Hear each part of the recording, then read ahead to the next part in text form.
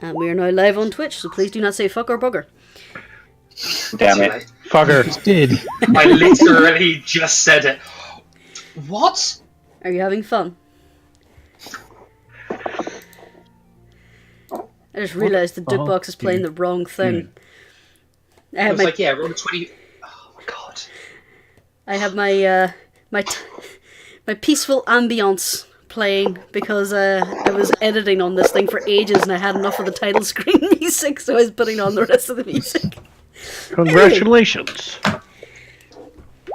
Oh, hi, Yeah, guys. That's a real number. Welcome. Wait, what the hell? Are you enjoying yourself? No! Alright. So, Having a bad time? to have a quick recap over the last session, our adventurers wandered into town after meeting some indifferent, hostile, and somewhat uncaring stares from most of the town. They headed off into the tavern of the shop to try and get some services and to figure out what happens next. They got ripped off at the stall. They got ignored at the tavern. Even though one of our party had a little bit of luck in his gambling, but not his flirting. And they found Ismark and Irana, the son and adopted daughter of the burgomaster, who they had thought had sent them the letter. Unfortunately, it appears the burgomaster's heart gave out a few days prior, and they were beseeched by the young siblings to help bury him in the graveyard. And that is where we join them again. The sunlight is not just cresting the horizon, as everyone has been roused by Ismark. Irana dons a heavy cloak, hides her colours, as the two siblings prepare to leave the mansion with you to go to the graveyard. So, let's just bring you back to the village of Barovia.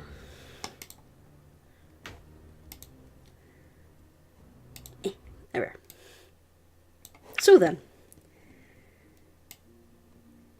he's awake and come downstairs, and you find Irana pulling on a cloak. What do you do? This is probably going to look at her cloak a little bit jealously, but not say anything. It's a very plain black cloak. There is no ornamentation or sign of status embroidered onto it. Yeah, well, there's probably no mould or, rot or anything on it either. That's true. Morning. Good morning. I hope you slept well. As well as one can sleep. Yep, pretty much. That's good to hear. Ismark is just in the kitchen. He'll be out momentarily, and then we can head on to the church.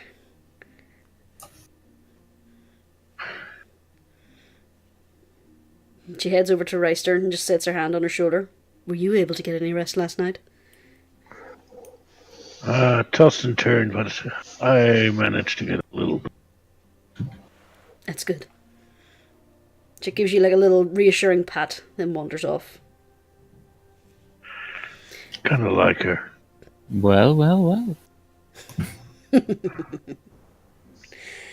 Alright. She returns her attention to fiddling with her small pack. Does anybody wish to do anything before we head out? Ready and waiting. Yeah, we just make our way there. I have something that I want to discuss with the group, if that's okay. Sure. You remember the pastry lady that with her dream buns, right? Yep. Yes. Mm-hmm. I've had a terrible, clever idea. We should get some of those dream buns. Dream pastries, not for us. But just in case we need them to calm someone down.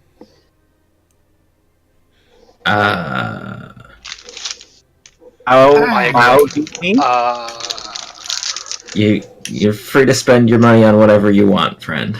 But I'm You sound like you object to the idea. I don't know so much object to it as find it dubious. How long do you think these will keep as we travel the land until we find the perfect moment? To be honest, that's a question I ask myself. Should probably inquire about that. If they last for a few days, they might still be of use. So basically, you want to drug some people. I prefer to drug. Hey. Down for that. I prefer to drug people instead of killing them if they do not have to be killed. Yeah, to each their own. You know what? I'm down for it. I'd say I disagree. Plus, I know a few people who might ultimately be using these later on. Or maybe we can get a decent deal. So Like I said, spend your money on what you want, friend. So you just want to As I roofing said. somebody instead of stabbing them. Well, I mean, I wasn't going to say it, but I'm talking about giving a guard maybe a little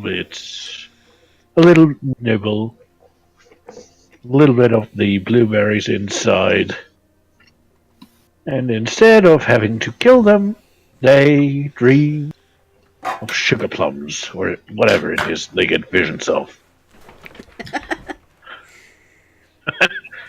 If they don't like pastries, then we just kill them, yeah? That's always the option. Sounds like it. Well, This is right. Happens all the time here. considering what we come across, yeah, if they don't like the pastry, if they don't accept the offer, we have to play dirty. I mean, I really think those animated armors we fought had a real sweet tooth, so it's probably going to come in handy. Yeah, but so would probably if we run into wolves. It might be useful just to distract them a little bit. Just so we can get away in case we run into them. Well, I don't need any more convincing. Then again, wolves aren't really known for their sweet tooth. Wolves will eat anything. Sure. Depends on how hard you shove it down their throats, really. But Yeah, but I want to throw them behind me just so I'm far away enough. Don't want to meet the teeth. These From animals. personal experience, basically anything that lives in the woods is more or less a garbage disposal. Yep. It just stares at you. Alright, yes, okay. But so no one objects to the idea. Yep. I don't object to the idea of you spending your money on that. But Good. you seem to object on the idea of using it to subdue someone. I don't find it likely that we will find a situation where it will be useful, but I'm not going to stop you from buying it in the hopes that we do. So I'm go buying right it in the ahead, hopes and we don't. you don't need to convince me any further. I'm not going to stand in your way. You've given your case. Go ahead and do what you want. It's fine. It's When it my, fails, I have hold a person.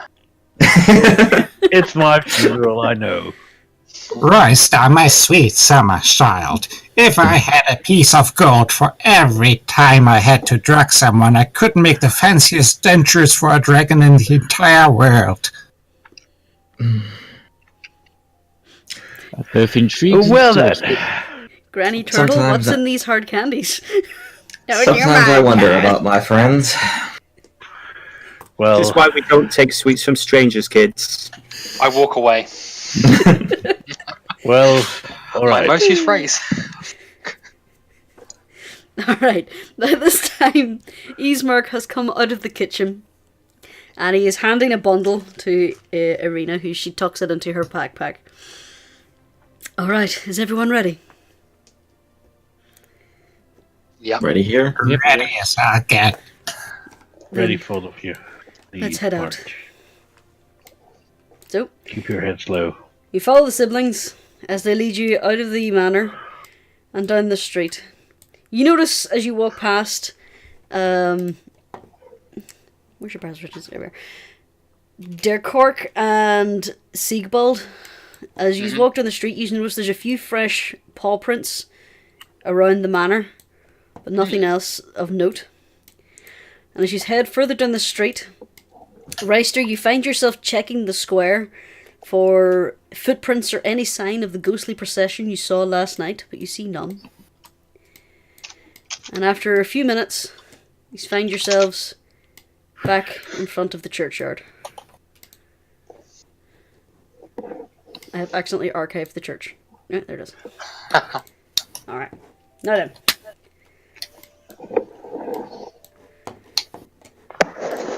And it helps if I go to the church first, doesn't it? Yes. Just slightly. Because I'm not going to look through everything to find myself. Do you need to go backpacking in Europe to find yourself, apparently? Mm-mm. Alright. I found myself years ago. Ovek had a full night's sleep, so they should be recovered. Yeah, if you wanna... I'm adjust just your saying that. No, health? it's not to me. It's not for me. It's for them.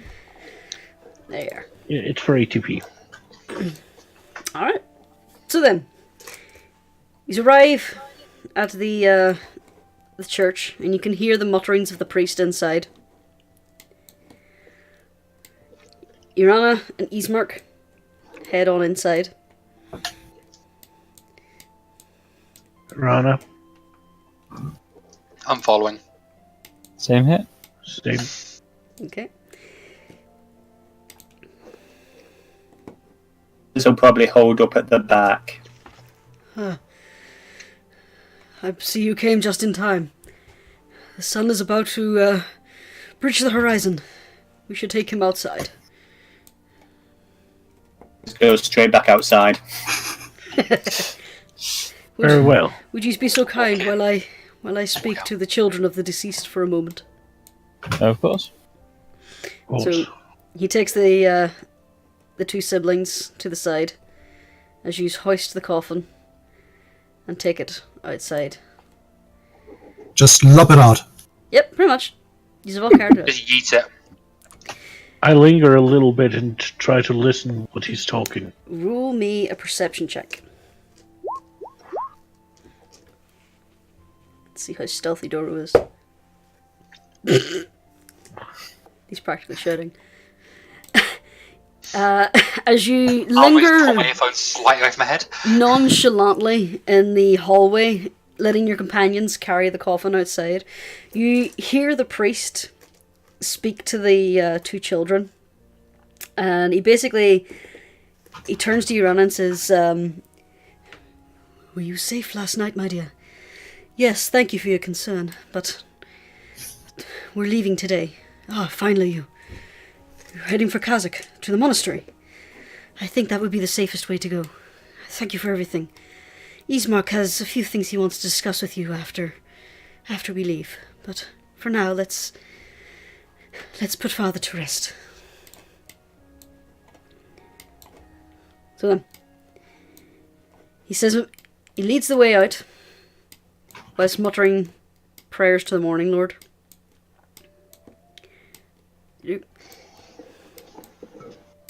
Because I can lose things. I swear after this point, I am starting to get more consistent in my icons. I swear. Oh, good. Oh, good. So, you all stand, well-meaningly, and listen to the muttered prayers of the Morning Lord. As Irana hides her face, but you can see she's starting to cry, and Ismark wraps his arm around her. As Duru leads the procession around to the graveyard, speaking prayers to the Morning Lord, beseeching him to lay the man to rest and to deliver his soul from the lands of Barovia. But you can tell he's not sure if that's possible. The ceremony is short and sweet. As you go around, you find a grave has already been dug, and it has already have several symbols of the Morning Lord and Lords of Light, with prayers basically painted around the dirt inside the grave. Would anyone like to roll a religion check? I'll See do if they it. recognize these?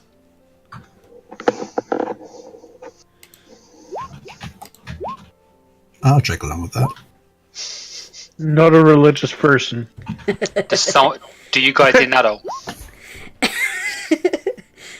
As clearly thinks these are demonic runes. Fuck! To be honest, that's completely in character for her, because, well, I'm not going to say why, but that's... Why don't I join the Because- party? Yeah, everyone joined the party. Why not? We've already got- Yeah, Elsie's everybody. too focused on whether or not she can get a pretty skull from some of these graves. Oh. Oh, there we are. So then, I would say that anyone who got 12 and above would recognize that these are spell and ritual incantations, which are a similar version of the ritual performed, by Siegbald the previous night, where it's essentially shielding it from necromantic magic to protect him, his corpse, and to stop it from rising again. After the ceremony, he dismisses everyone with a final prayer, with an additional one asking for the safe passage of Arana, as he turns and starts to fill in the grave himself. The two siblings lead you away from the chapel. Arana, at this point, has stopped hiding the fact that she's crying. And you find yourselves back into the streets just as the sunlight is starting to come back into the town. At this point, you walk in relative silence back towards the major crossroads. Arana has pulled up her hood. And it helps if I move the players and not just me. And they pause at the crossroads. She throws her arm around her brother and wishes him farewell, and he wishes her a safe journey. As he turns to the six of you and looks you up and down and says, I hold you to your word that you will keep us safe. And I would like to see you again if you can report back with a safe delivery to Kazakh and the monastery. Rely on us. Here's hoping. We'll do all we can.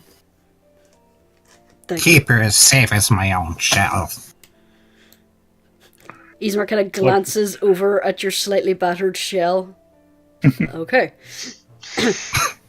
Well, Oh, they encourage you things. He says, I wish I was going with you, but I need to stay. Me and Arana spoke about what we were going to do after she's left, and I've come up with a way to make it look like she's still in the mansion for probably a little while. So that should give you a head start, but for now, you should leave before anyone else sees you in the streets. alright. And he turns to his sister again and says, just promise me you'll be safe, and you won't come back here. I will, although you'll have to come and visit me at some time. He kind of chuckles. They embrace one more time, and he speeds off down the street, and this time you can see he has tears in his eyes. Arana wipes her eyes and adjusts her cloak to hide her colours again, and she looks around at you expectantly. Shall we go? No time at present. Let us go. Alright. So, he's head outside.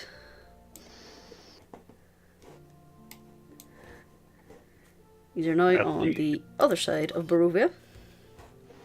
If I go to the right. I swear I'm prepared. What about that? Well, that went my plan. Yeah. Anyway, Your plan? What plan was that? Oh, develop pastries. Oh, you mean from that horrible woman? She lives outside the village, in this general direction. How about we don't go see her? It's probably best not to stir the pot. I agree, but I do think we should try and visit those Vistani settlement near the pool. Oh, did Ismark tell you about them? Yes, we believe they could have some benefit to us. I haven't had much dealings with the Vistani. Ismark says they're decent people if you can get on their good side, but I have no experience with them. We have some experience. Smiles. I spent some time there near the Sair Falls. Bad people, but you want to keep one eye open. Well, Cards. With one eye open. Is this one eye open and a hand on your coin purse kind of situation? That's how I treat most people. And you're probably smarter than some people who roam these lands. As grins. Alright.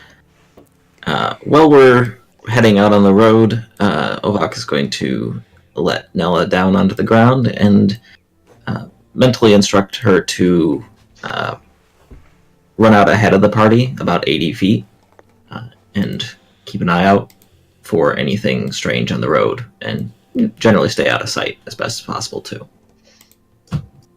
Alright. Where did the cat come from? The cat came from nowhere. It just stares at you for a moment. Nowhere, eh? I have a cottage there. The cat came from the weave. It's magic stuff. Okay, no hair. Ez looks genuinely surprised. they have cats and magic. Magic What can a surprise. bring about a great many creatures, yes. Do they have skeletal rats there as well? Do you have a great need for skeletal rats?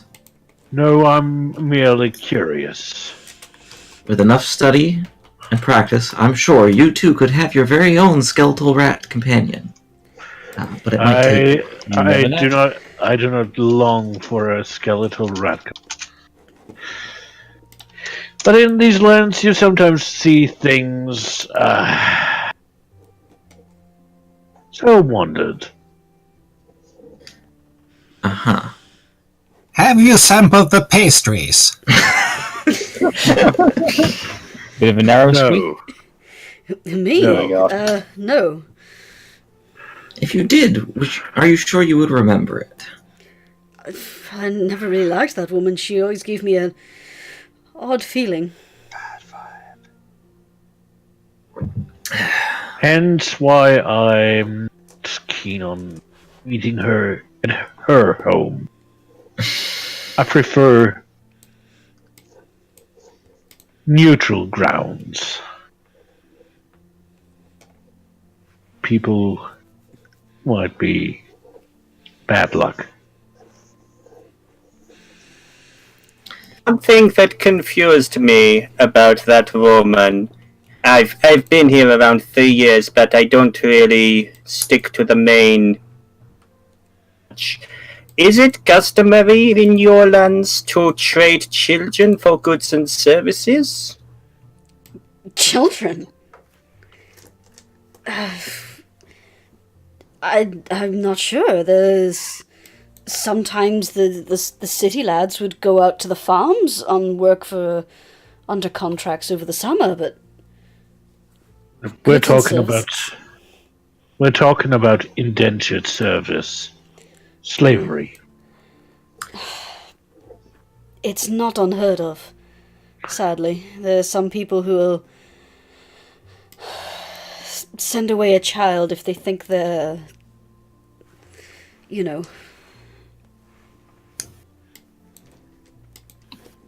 She kind of looks at Ez as if she expects you to know what she means by that. Ez honestly looks confused.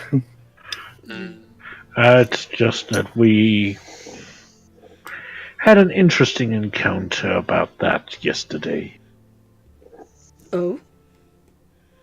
with a pastry lady, so I think your bad feeling is justified. Oh dear. I wish we'd have known this before we left the village. We should have told Ismark. Even if he did whatever is in his power, it wouldn't help. It seems, the people of Barovia are destitute and are longing for anything that gives them any feeling of hope and life. Hence why, even if he drove her out of town, it would be still done. Would still be traded. What she's selling. Let's keep her in mind. I'm sure we're gonna come by again. Yes, if everything goes well, we'll be back in Barovia and we will let him know. She looks genuinely upset about the concept of kids being sold into slavery. Do not worry. Don't worry. Slowly savoury. Don't worry about it. Don't worry about it. Suddenly out of nowhere, rocks fall on Siegbald. Don't do it. He's already got other character ideas. It'll just make him stronger. If you want a Warforged gunslinger, that's how you get it. I am immortal. So then, as you head further out of the village, you come across a stone bridge that crosses over a river which is surprisingly crystal clear. It bubbles musically, and as you cross over the bridge, let's see.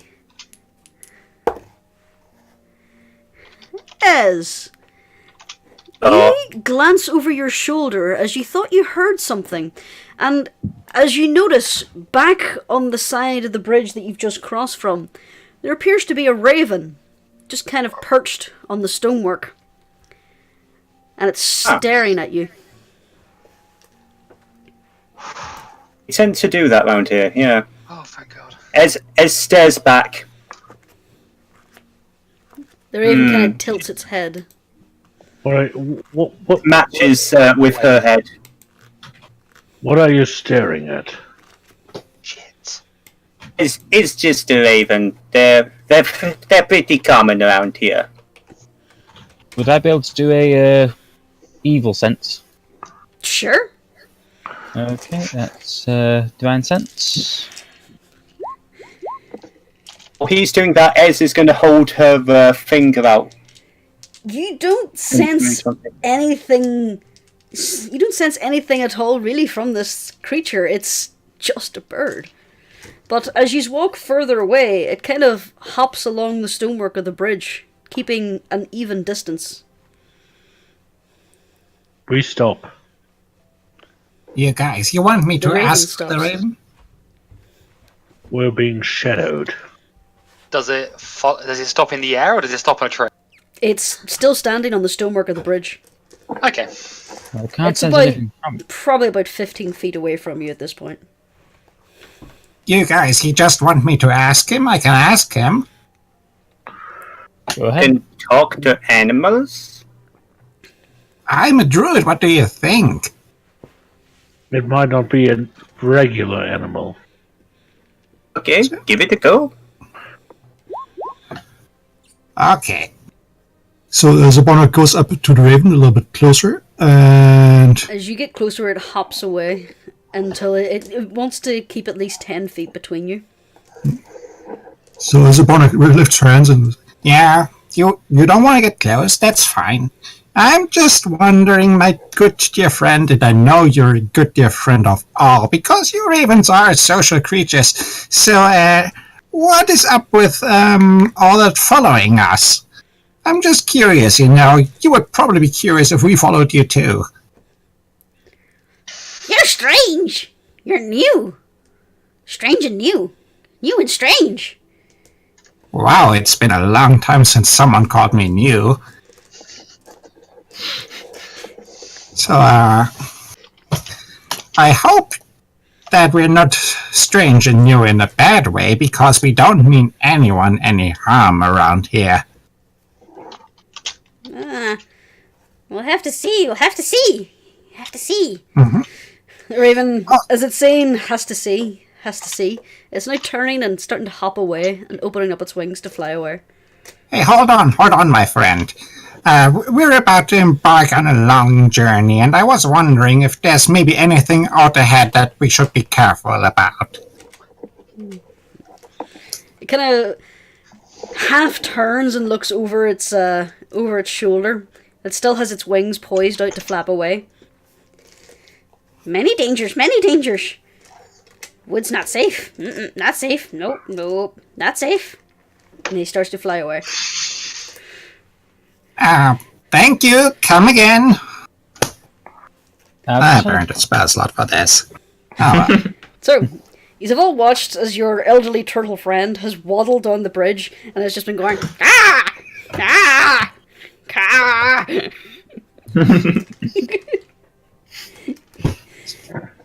The raven. So I turn back to the group and say, Surprise, folks! The raven is being a raven. Just curious. They all are. So it's Also- like a writing desk. I am going to remember that, my friend, and you are going to regret it. Anyway, I also asked if there's any danger nearby, and all it was gonna tell me was that there's many dangers, so we should probably keep that in mind. Oh shit. Ez, Hello? you've been here for you've been involved with Vistani. Do you know if they use ravens in any way?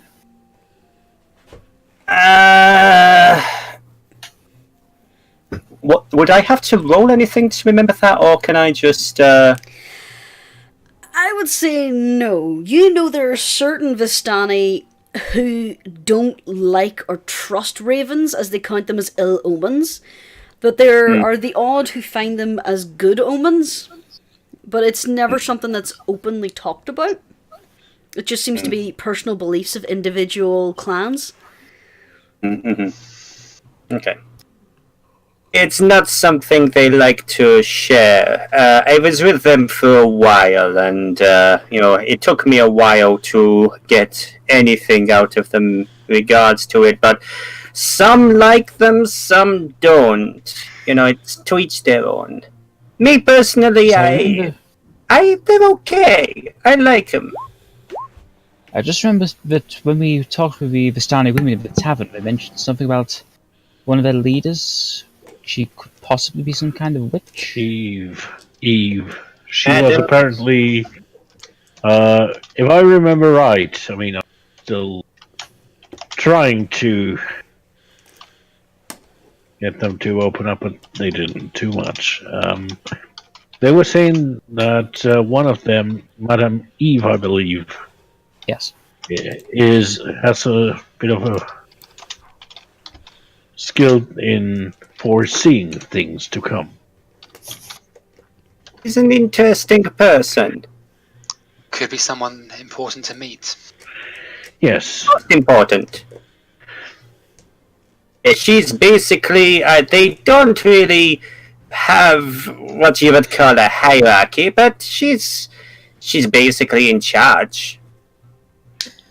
Well, she knows what's to come, so You won't respect her. As you would have been around them long enough to remember that they are ruled by the oldest members of the clan. And she is one of the oldest of all the clans. He's like an ancient dragon, but without the dragon. I can't confirm she's This not guy- a dragon. But I can confirm she is ancient. Spoilers! Well, if we can make a good impression, that makes sense. well, I knew They're I should big have fans picked of up that. experience.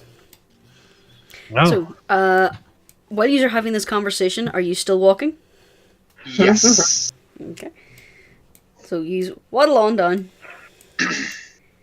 And with the information from the Raven, probably keep our guard.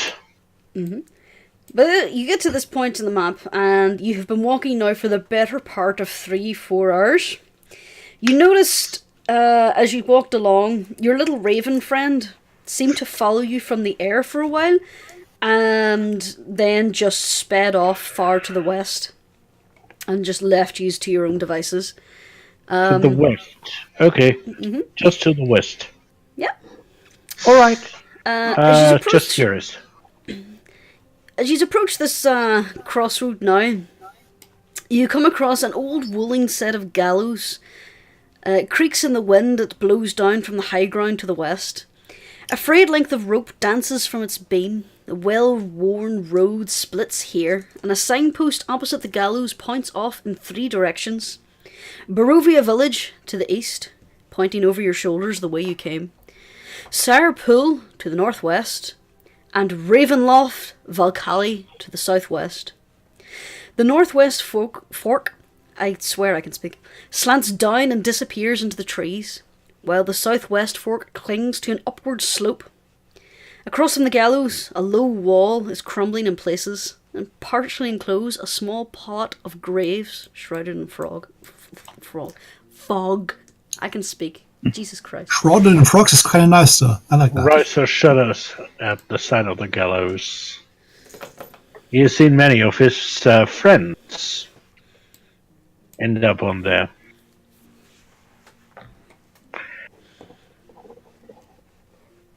Yeah, I hate those things.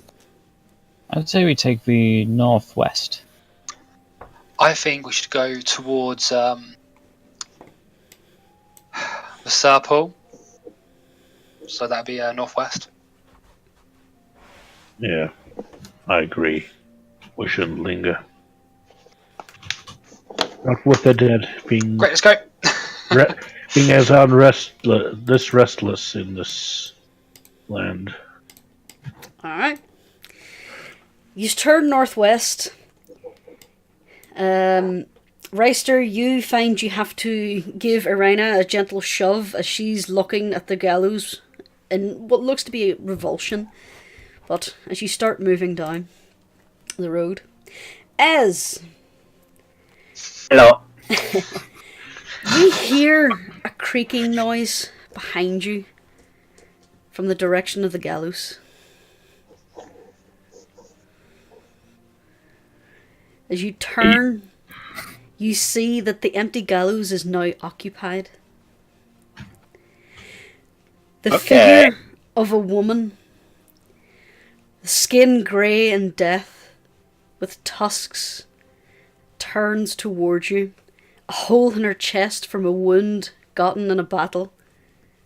The hand reaches out for you, and then the half-orc vanishes as you blink.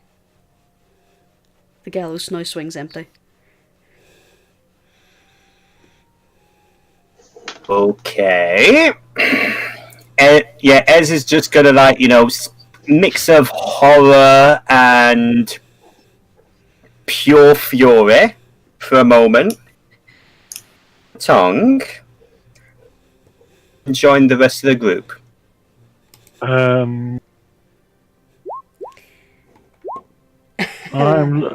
We all know what I'm doing. Yeah, I think I will as well. I would say you noticed Ez stop and turn. And let's see, actually. Where's my dice? There's my dice. Alright. You turned your gaze up to the gallows just in time to see the dissipating shadow of a female half-orc. And the image is gone before you could burn it into your memory. Ez looks very angry as she's storming towards you and shoulders past.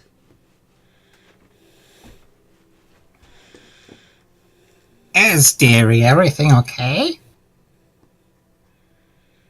It's fine. Camp's up here. Let's go. Ez is just going to just carry on storming straight ahead. 5 minutes before she actually checks back to see if anyone's following her. Alright. So you all follow around. Irana gives you a worried glance, but continues onwards. As you I think Ovak is just gonna shrug in response to that glance. Like, I don't know, she's weird. Yeah. We just met her. It's whatever. Oh, yeah. It's like we'll just ignore the fact that we saw a corpse disappear. That's fine. I didn't see it. True. Nobody mentioned it. around. As you travel down the road, it gradually disappears and is replaced by a twisted, muddy path going through the trees. There are deep ruts in the earth, and there are evidence of the comings and goings of wagons. The canopy of mist and branches suddenly gives way to black clouds boiling far above, and there's a clearing next to the river that you can see from this bend. It widens up to form a small lake, and there are several hundred feet across. You can see 5 colourful tents, each 10 feet in diameter, and are pitched outside a ring of 4 barrel-topped wagons. A much larger tent stands near the shore of the lake, its sagging form lit from within.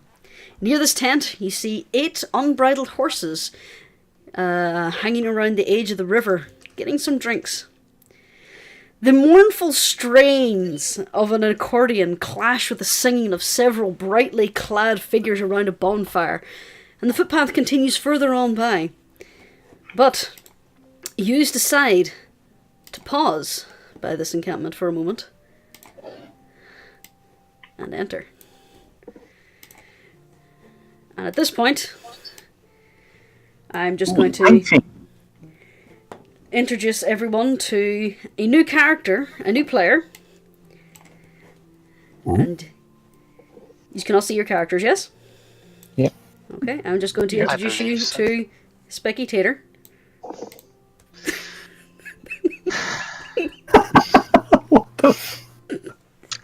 Is this so they can only see what we can see? Yes.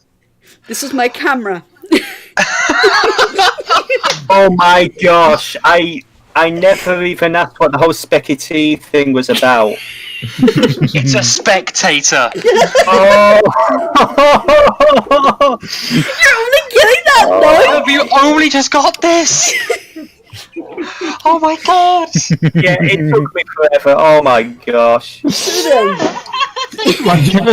entire time you were like, this guy is really quiet. I just genuinely didn't know what all that was about. But, oh, jeez. Oh my god. So then, as you can now see, I now have some dynamic lighting in the group. And because of the dynamic lighting, that means I can't just have Specky Tater as a top-down viewer anymore. So every now and again, this fucking spud is gonna zoom around the screen. I think it's a way to attach it to one of us. It makes it easy for you. I could, but sometimes I want to move the camera where you can't see. But sometimes you just want to be a spud. Yes. Oh fuck, it's dynamic. Oh, okay. That gave me serious Portal 2 vibes then. This was a try. If I had had this in the Death House, it would have been a lot easier.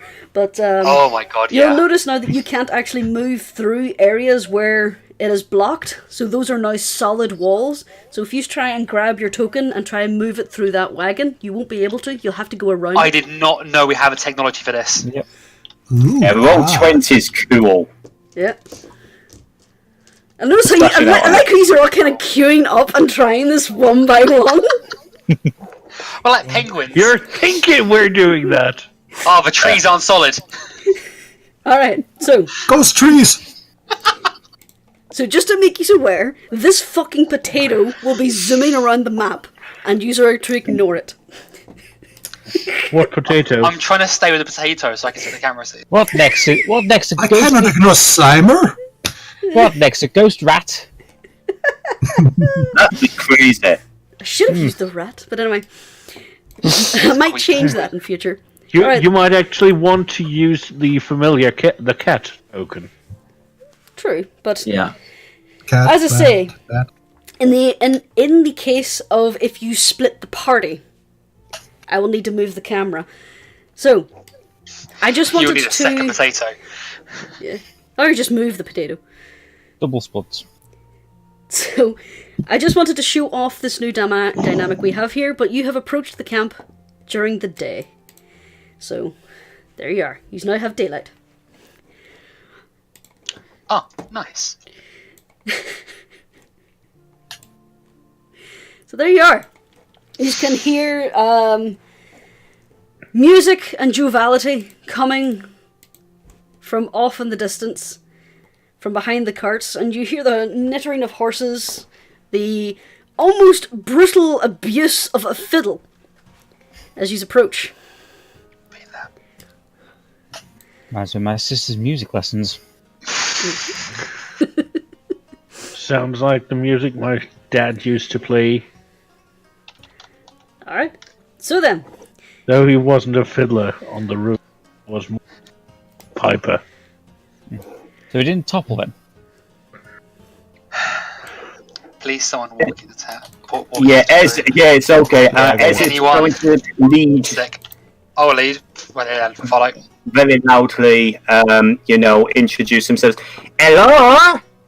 Is anyone there? Who's there? This fellow here from the campfire starts to call out, and I'm just going to give him a little colour so you can spot him. So this fella. He calls out. Does Ez recognise him? Amazing rat. You do! You have seen this fellow before. And I am just going to say this a little bit longer and chat on until I can find where the fucking Vistani names are. Well, his name is clearly Dave.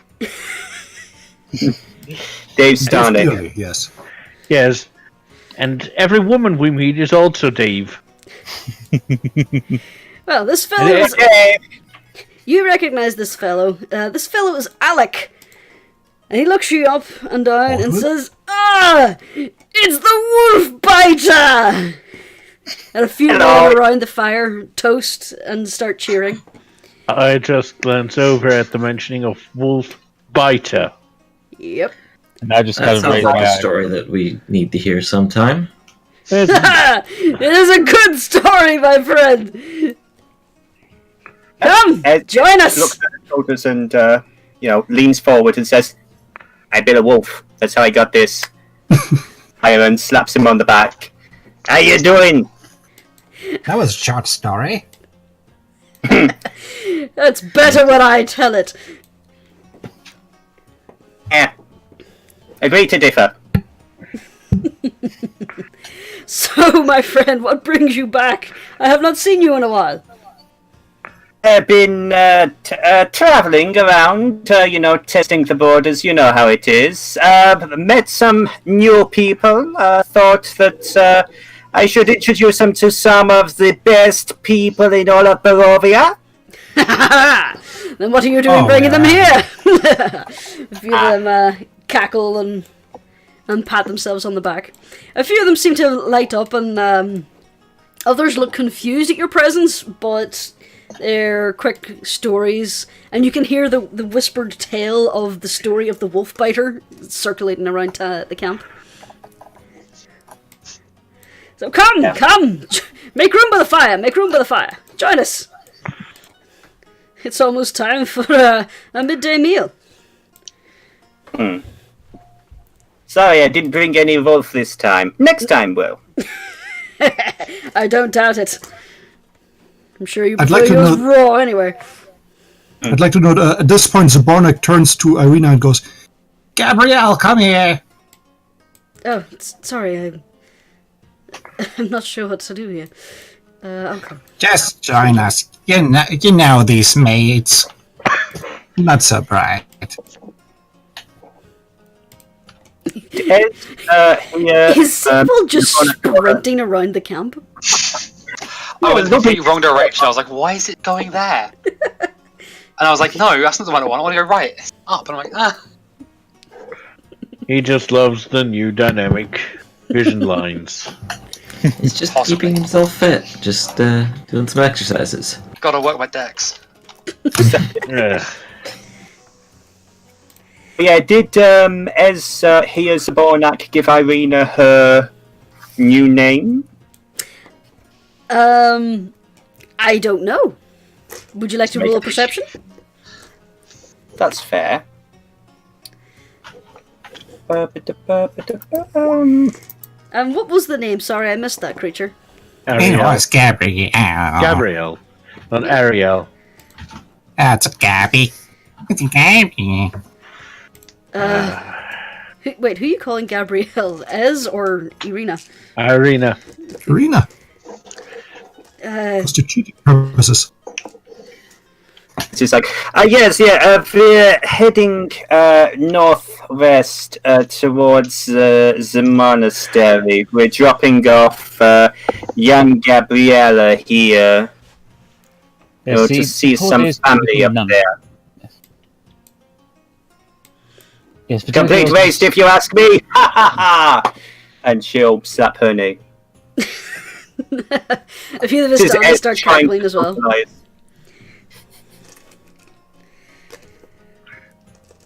Good thing you haven't introduced me as... Oh, yeah. Okay, sorry. This is Reister, Zabornak, Severlane, Orvak, and the one back there is Siegbald. Pleased to meet you. Pleasure to meet you. Hello. It's very nice to meet you, gentlemen. My name is Alec, and welcome to our camp. You'll find everyone here is a little bit friendly, some a little bit overly friendly, if you know what I mean, and nudges Ez. You remember. Look out for Boris. Like he's well in his cups, and he just kind of points over his shoulder to this wagon. I think he remembers you. I remember him.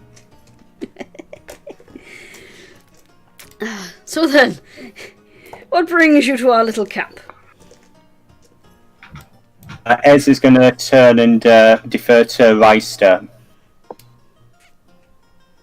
Give him a nod and a hand. We heard that Madame Eve might be here. Mistress Eva. Madam Eva. Yes. Madame Eva. We wish to... We wish for an audience. The jovial attitude of the men around the fire kind of lessens. They're still wearing smiles, but you can see there's a hint of suspicion behind their eyes now. And what brings you to... It's a very odd thing for someone to walk up and ask to speak to our leader directly. Well,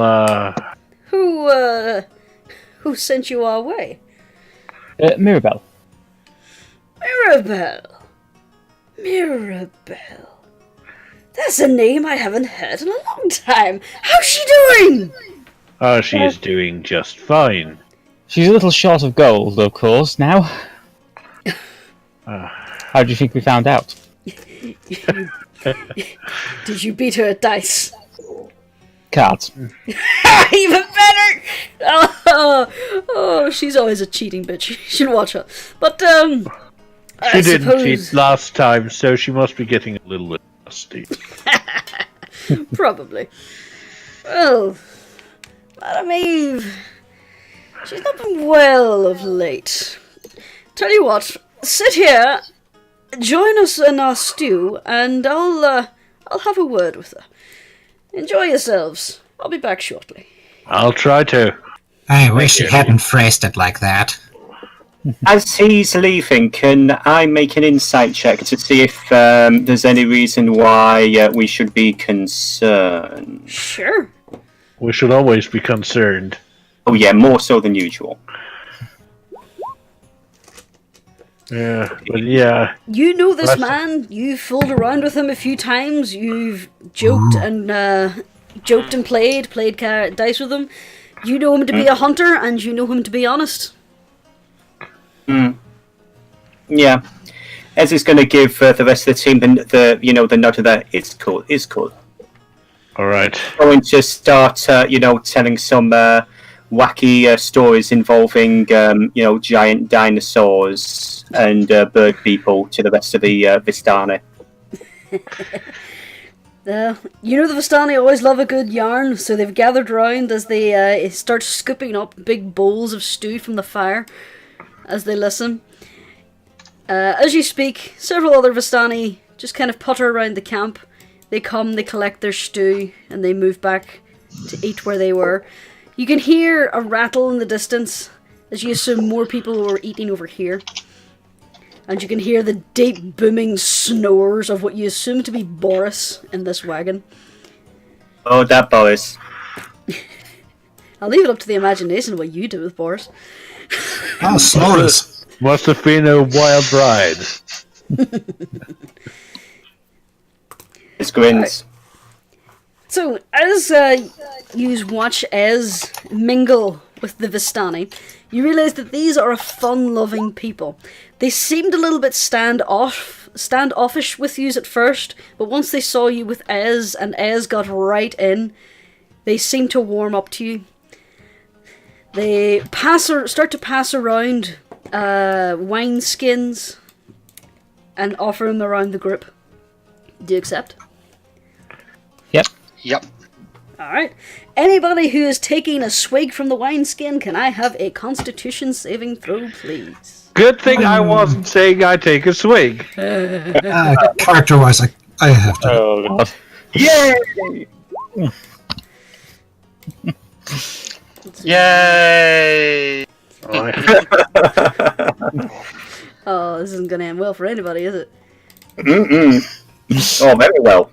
Yeah, I'm just going to move Irana up to players category. That'll do. That'll make it easier for me to find her. Okay, what's she doing? That is the wrong thing. There we are.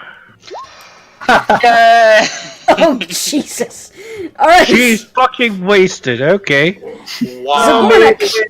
Home. You take a good swallow of this red wine. It's not bad, it's not bad. You've tasted better, and you've tasted stronger. Siegbald and Ez. Ooh, this stuff is nice. It just hits you the back of the throat just right, and you can feel a good little buzz. Sephi,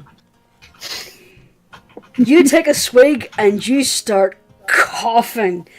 You were not expecting the alcohol content of this fortified wine, and it has burned your throat. Talking with a wheeze. And unfortunately, Irina is right beside you. She's like, oh my, that's very, very strong stuff. The best. And she, Ez is going to toast the Vistani and take another swig. These are some. Oh, another every no. single swig? Okay. That's the game we're playing. It's fine. You can't roll much worse than a 3. See? A 5! Alright. Ez, you are now drunk. I'll take another hit. I'll take another hit. What are you all doing? I'm not partaking in this. I prefer to work sober. There's a reason why I'm teetotal. Alright. Just gonna sit back and watch this all Cecily, happen. this time you managed to drink it down, and you can feel the nice little buzz in the back of your head of tipsiness. That was very nice. Irana sees she's all taking second swigs, and she decides, no, I have to save this. Gotta bounce from that one. Yeah, she manages to do it as well. And she toasts as she takes a big swig and says, it's much smoother the second time. And the Vistani cheer as well. Yeah. It's got it too. There's a few tricks about drinking wine. Oh, in a gesture of friendship, Zabornik is also going to try to hand out some hard candy. Several of the Vistani take them happily. Alright, I'm going to reduce my amount then. Good stuff, eh? Better than those grapes, I can tell you that. Alright. So, the Vistani have struck up another song. Some of them munching happily on hard candy, others swinging from their wine. And you get the sense that, seeing as it is only 1 o'clock in the afternoon, this is a daily occurrence and it's probably acceptable for them to be sloshed in the afternoon. As, I'm in the wrong there. As you are getting into the swing of things, Alec returns. And he taps Reister on the shoulder. It seems my Madam Eva has been expecting you. Perhaps your friends would like to accompany me? Certainly, lead the way, please. Alright. So, Alex beckons you all. Don't stumble into the fire, my friends. Yeah, walk around that shit. If you get on fire, at least make a show out of it! I just want to check Ez's resistances, because is she resistant to fire damage? No, I don't have No more resistant than any other green-skinned person. Alright. As you approach the tent, you see in the flap is an old crone. She appears hunched over, and she has a shawl draped over her head and shoulders. And she peers out to look across your faces. Her eyes linger on Ez for a moment, who is swaying drunkenly, holding on to Orvak's shoulder. Yeah, Ez is going to try and do an elaborate bow and curtsy, and is going to try to not fall over. Really drunk, and you're trying to make every motion very exaggerated and very slow, like that. You seem to have been enjoying yourself. Yes, that'll be all, Alex. every day. Go back to the fire, enjoy yourself. I will take things from here. Alex gives a mocking little salute, and he hops over here, out of the way. The guards step aside and let you come forward. She beckons you into the tent. But for now, I'm just going to have you all stand here because I haven't have a tent interior. Oh, we do that. We all stack up on each other. Yep. So, magic flames cast a reddish glow over the interior of this tent. Even during the light of the day, there seems to be a visible glow coming from it. Excuse me. Too bad we can see it. Do you imagine You don't have animated flames or something. I don't know how to do that yet. MP4 files. Yeah. Glints of light seem to flash from a crystal ball that she has sitting on a table in the center of the tent. She peers over into the crystal for a moment and runs her hand over it, and then picks it up and sets it aside. She sits down in what appears to be a wicker chair that is completely overstuffed with feather cushions. You can hear the creak of her bones as she settles herself back into her chair. At last you have arrived. Please, take seats. She waves her hand around, and you can see that there are feather cushions stacked all around the tent. And she's inviting you to lift one and sit down. I see no reason not to, so yeah. Finally someone who knows what an old tale needs. I think we both share that, my dear. She points to Zabornik and then points to an identical wicker chair beside her. Thank you so much. I appreciate the good manners. I was expecting you. I had this brought out especially. She reaches into her shawl and brings out a deck of cards and starts to shuffle them. She looks around all of you. She seems to be casting her eyes over your faces, as if trying to burn them into her memory, until her eyes linger for a moment on Ez, and suddenly her expression turns from jovial into an almost grief-stricken face. I wish you had found me sooner, my dear. Perhaps that hole in your heart wouldn't have come.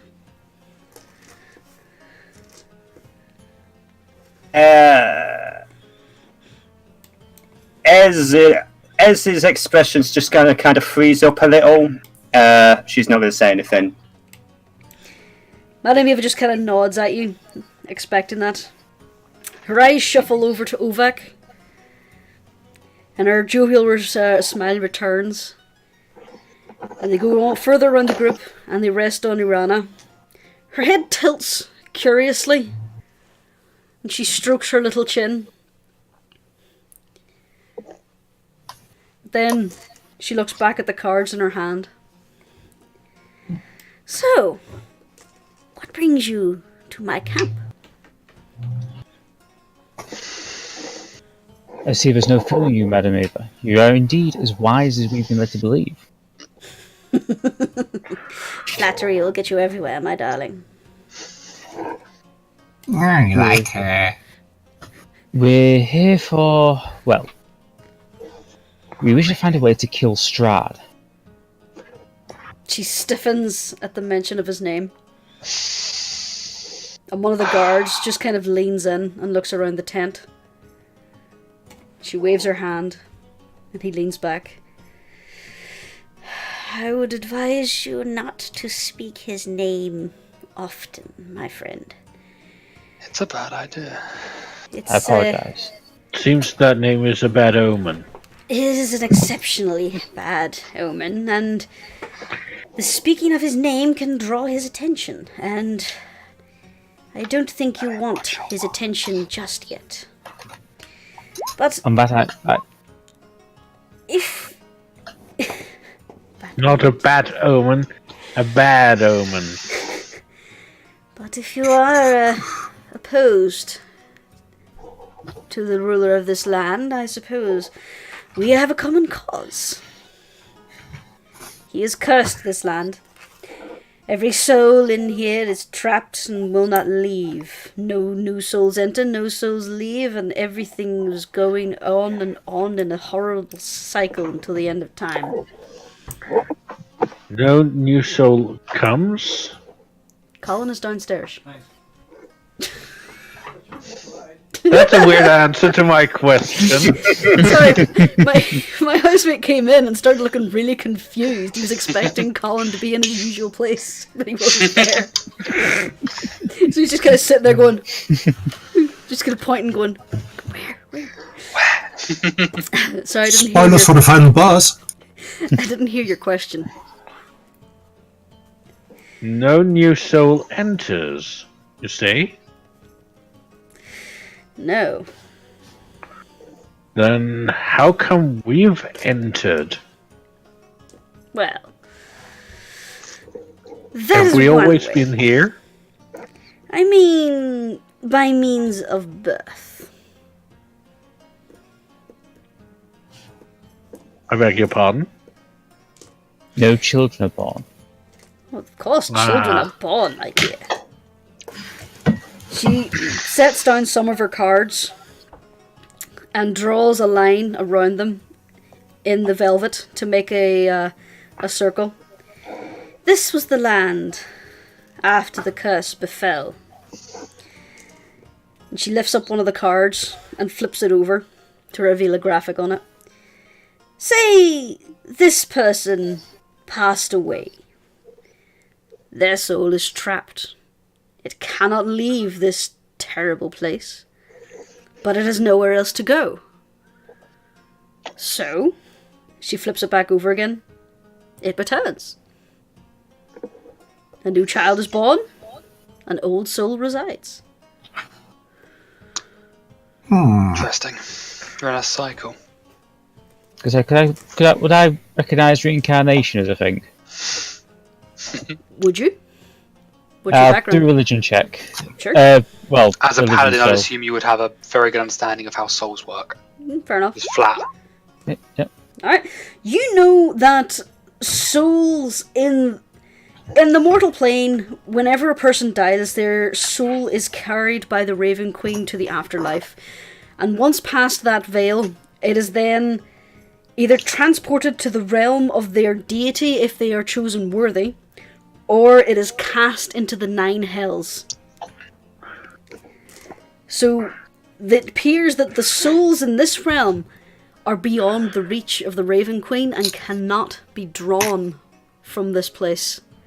So they have nowhere to go and latch back on to newborn children. As you're thinking about this, Eva has turned over 3 cards. Wait, what? She's turned over 3 cards to represent 3 people of dying. And then she puts out 4 cards face down. Sadly, this has led to an issue like this. She lifts one of the face-up cards and flips it and puts it on top of one of the face-down cards, and does the same with the others, until you have 3 stacks of 2 cards and a single card on its own. Children with no soul? Very astute. Yes. Zabornik knows what that means, apparently. Yep. Basically, you know pretty much the same as Sir Alan, but you figure out that this means if souls cannot leave, and the only way for new souls to come in is through adventurers like yourselves, and the population continues to grow, then there aren't enough old souls to go around. So there are people wandering this land with no soul. I feel like a 20 would also give me an insight on what people with no souls are like. Hollow.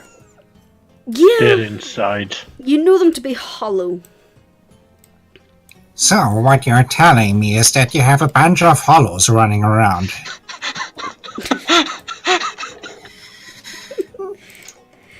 Uranus looks over to you and says, "Is this not normal where you come from?" It is certainly not common. She looks confused at this concept. It's just like, but this is how things are. There are shells everywhere. Shells are uncommon, non-existent, around where we come from. You know, people are normally not supposed to be a plain taco. That's a very odd sensation. When... I'm sure you've noticed that there are a few people, like myself, are few and far between. People who wear... And she lifts out her red scarf. Colours. People This is with going to like souls. literally lean forward and say, I told you before when we first met, it's empty. No. She just kind of looks at Ez and nods. She's looking around the group as if to realise that, holy shit, you guys didn't know this. This is a thing. Madame Eve looks at you again, snaps up her cards and starts shuffling again. This is one of the reasons a lot of us want to be rid of Strahd. To lift his curse is to remove that barrier that prevents us from moving on, that keeps us here, that makes our children like that. So, I will provide you what aid I can. She wipes on her table and starts shuffling her cards, and she sets down a number of cards on the table. She sets down 1, 2, 3, 4, 5 in a cross pattern with one in the middle. I'm doing an Arcana check. Though, because I know my playing cards, would that... Nah, that wouldn't be advantage. These are not playing cards. You saw Tarot cards. you saw pictures on the ones that she turned, and you do recognize them as tarot cards. Yes. But you're not familiar with how tarot cards work. Yeah. Okay.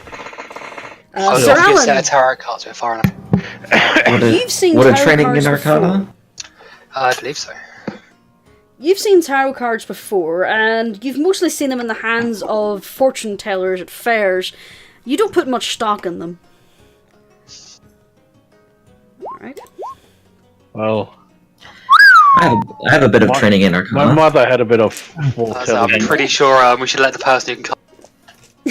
Then again, Ovek, you recognize the tarot cards, and you know that there are people who are attuned to the threads of fate who can use tarot cards to not all together accurately, but can predict and turn the tide of events. So you believe this is a thing. Alright. So she moves her hands over the cards, and she sets her hand on, or one of her fingers, on the farthest most left one, and looks at Sir Alan. She turns her hand over and indicates the card. Is that her left or our left? It would be her left. Okay, cheers. What do you do, Sir I Alan? would indicate for us to continue what she was going to do. you don't want to know what card it is. Yeah, that's what I mean. I want to know what the card is. She's waiting for you to turn it over. I think she's waiting for you to pick it up. Alright, okay. I reach forward carefully, then slowly turn it over. Alright. As you hold the card up, she waits expectantly for you to put it back down in its place. And as you do, you see the card is an image of two women. One who appears to be performing a medical procedure on another. This card is the healer. Madame Eva looks over it.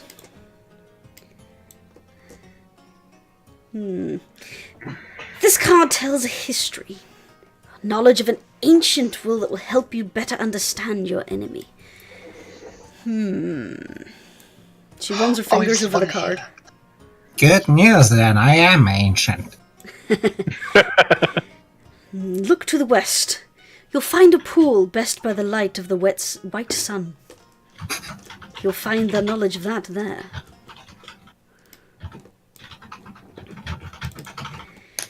She moves her hand over and taps on the top card, the furthest away from her.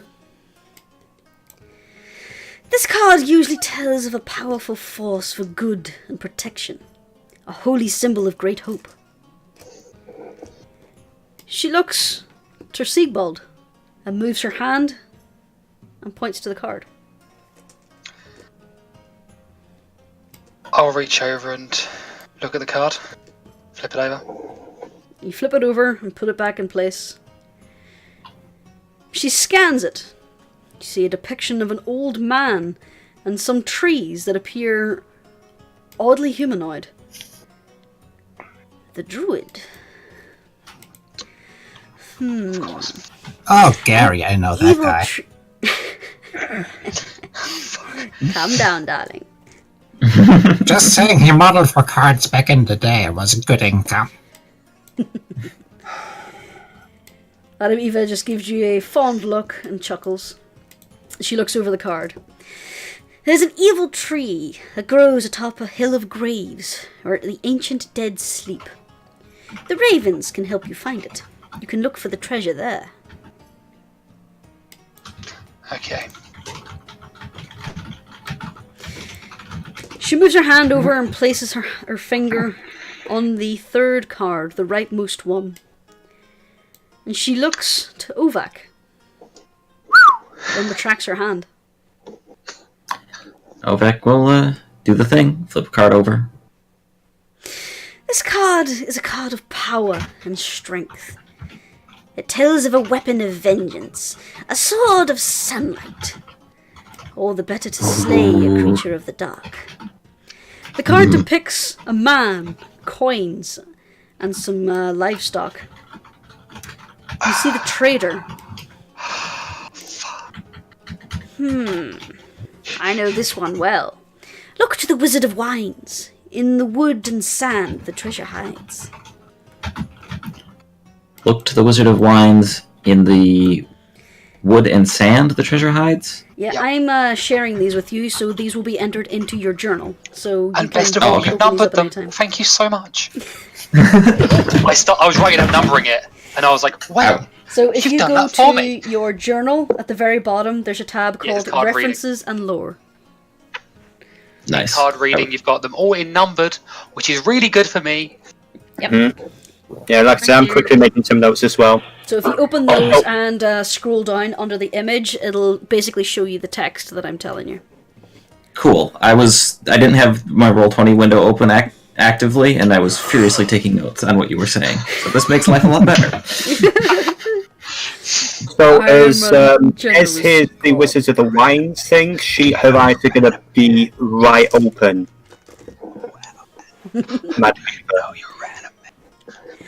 Alright. She draws her hand back over and sets her finger on the card closest to her at the bottom of the cross. She turns and looks at Zabornik and moves her hand away. Zabornik will very casually take the card and flip it over and put it back. She's kind of familiar with this kind of procedure. This card sheds light on one who will help you greatly in the battle against the darkness. It can be... Yo, come on, King of Spades. She looks down at the card. The card Don't make it depicts hang a it young down. woman. The innocent. Evil's bride is the one you seek.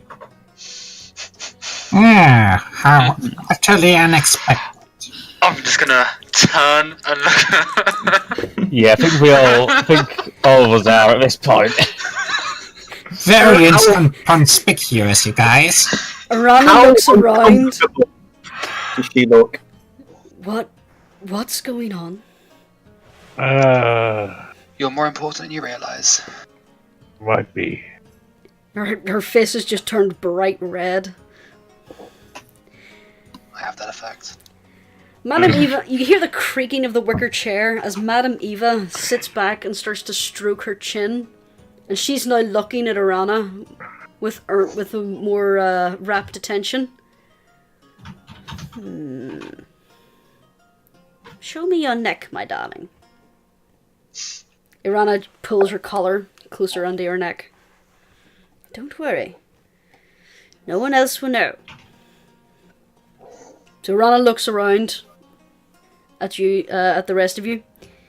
At this point, only Reister has seen what she's about to show you as she slowly pulls down the neck. Because I've seen it as well. Oh yeah, you were there too. I hadn't really seen it. I hadn't. She I was slowly pulls probably down too the neck fixated on it. of her cloak and pulls away her scarf, and you can see a relatively fresh wound of 2 pinpricks on her neck. Madame even nods. How many times? Twice. Too many. Well, The old woman leans back again, and she reaches behind her chair and pulls up a small silk golden scarf. And she starts passing it through her hands, and you can hear her mutter something as she starts to stroke the scarf through her hands. You see a small glimmer of arcane energy passing from her hands and into the scarf. And then she leans forward and hands it over the table towards Arana. All the better to hide you, child. Arana hesitantly accepts this handkerchief, the small scarf, and kind of looks around the party. Like, what do I do? I just nod encouragingly. Just put it on. It will be fine, dearie. She pulls off her own scarf and replaces it with the silk one and kind of tucks it in under, just making sure she's hidden the marks again. And Mevin nods. And lastly, let's see, who hasn't lifted a card at this point? Show of hands. I think just Ez. Is it My hands Ez? are I haven't lifted a card either. Lysa can do it. Ez is like off to the back. She's kind of to the. Alright. She puts her finger on the 5th card, then looks to Reister and pulls it back again. Reister flips it over, looking at the card. As you set it back down, Madame Eva is explaining to you, your enemy is a creature of darkness, whose powers are beyond mortality. This card will help you locate... Oh. You all lean in and look over the card. You see it depicts a graveyard shrouded in mists. This card is the Mist. Oh, missed. Fuck. He has shielded himself from my scrying. I cannot tell you where the creature lies. I hate it when they do that. Well, I do recall him saying he was in Raven. Yes, well, this would have been a little bit more specific to his location within that rather large castle. Oh my god. Well, maybe the card is very, very... Sometimes the hidden is in plain sight. If he's anything like me, I can tell you where we can find him 5 times a night. That Eva reminds kind me... of looks at you curiously. That It reminds was, me... In his shell. Perhaps we've been thinking about this the wrong way. Thank you. Maybe instead of going to Ravenloft, we can encourage him to somewhere else. Somewhere he might not have advantage. He'll have advantage anywhere in Barovia. I think That we is should focus true. on the task at hand and use what we learn in that before we decide to take on the master of this land. I wholeheartedly agree. Indeed. Attacking One him thing at now, a time. without preparing, will be foolhardy. Madame Eva looks pointedly at Ez. Indeed. Which is why I think we should continue to the monastery. There we can find more information. Possibly even find clues as to where to find this sword. Don't forget the other items. To destroy him utterly will require a lot of strength, a lot of help, and a nudge in the right direction for a few people. There are others in this land who hunt him. Perhaps you can find them. Sadly, I cannot tell you where they lie. They are shielded from my magics. In that case, I think the monastery may still be our best bet. The old woman They just kind might of be nods. gathering there. She starts to gather up her cards. Anything about the monastery? Ez is gonna just ask from the back as she's gathering up the cards and everything. Do you know anything about this monastery to the west? It was the, it belonged to the saint. The one who led a rebellion against Strahd before. It did not end well. They were not prepared.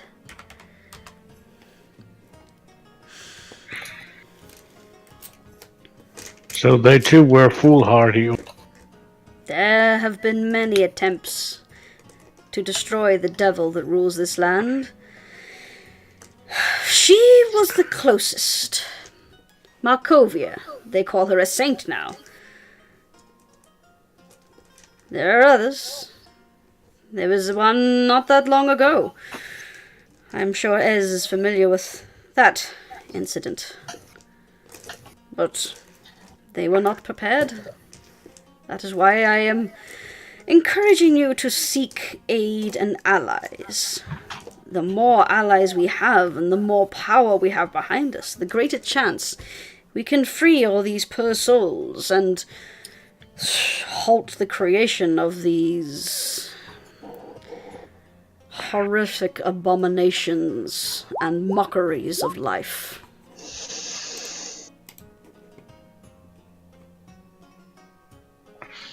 Madam Ava, could we ask an additional boon of you? You can see, as she's shuffling the cards away, she looks almost physically exhausted from what she was just 10 minutes prior. I was wondering, it's quite a distance to the monastery. Could we have use of one of your caravans and a horse? I'm sorry to say those belong to families. They will not be easily parted from them. These are these people's homes. Well, would we be able to travel to the monastery with them? We do not intend to leave this place for some time. A few of our horses are almost lame. We must stay and let them recover. They are our I see. lifeblood. We can't have anything come to harm to them. I understand entirely. Madam Eve, if I may ask, Bishop to ask. There are rumors that you can travel the mist that covers this land. And if we want to make it to the monastery, we might have to travel through the fog ourselves. Yet, The mists that shroud the roads between here and the monastery are harmless. It's the mists that shroud the borders of the country that you must be wary of. Those are the dangerous ones. As for traversing the mist, I have heard rumors of one of our sister clans to the west that have this ability. Whether or not it's true, that I cannot say. in any way, I'm thankful for the information. I would ask one more thing of you, Madam Eva. Yes. Is there some sort of symbol you could give us as proof of our friendliness to the Vistani people? She points to the scarf around Irana's neck. That Ah, bears my crest. of course. Although, my name in other clans, they'll get you an audience, but they won't get you any favors. An audience is all we need. Will it get us Lack of any? hostility will be helpful. Will it get us any disfavor with any? No. We are separate clans, but one people and one family. Each clan is ruled by their own. I rule over this band, and a few others who are currently roaming the forest hunting at the moment. But it will be... what would be the equivalent of a sweaty dollar? If a lord of your town sent you with a letter bearing his seal to speak to a lord of another town, it won't get you a house, but it'll get you to speak to the lord of the second town. That's all we required. Now, I'm sorry to say the process was rather draining. I must ask you to depart for now. Yeah, this will take it out of you. Never got a hang of it myself. Anyway, if you want to send an animal messenger over or something, feel free. Maybe we can have some tea sometime. I would like that. That does sound rather pleasant. I'm sure you have many tales you could share. Yeah, and some of them even in front of children. Whether you want her to or not. Well, the day is late, the road is long. You have my invitation to stay in the confines of our camp this evening, The woods are not a safe place to traverse at the night. We are grateful for your hospitality, Madam Ava. Very well. Now, if you don't mind, I am rather tired. I understand. She's head out. She slowly levers herself out of her wicker chair and returns to what appears to be a large pile of pillows and throws at the back of the tent and lies down.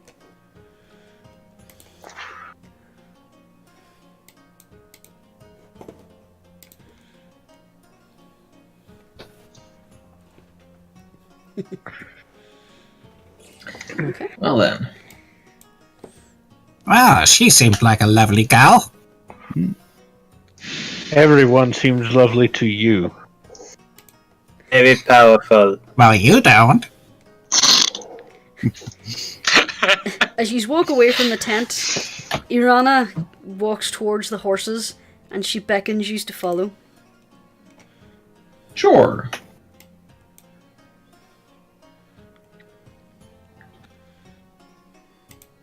Apparently Ovak and Siegbald don't want to move. Siegbald is staring at an old lady sleeping. Yeah, I can't see me on that. There you go. Yeah, I can move now.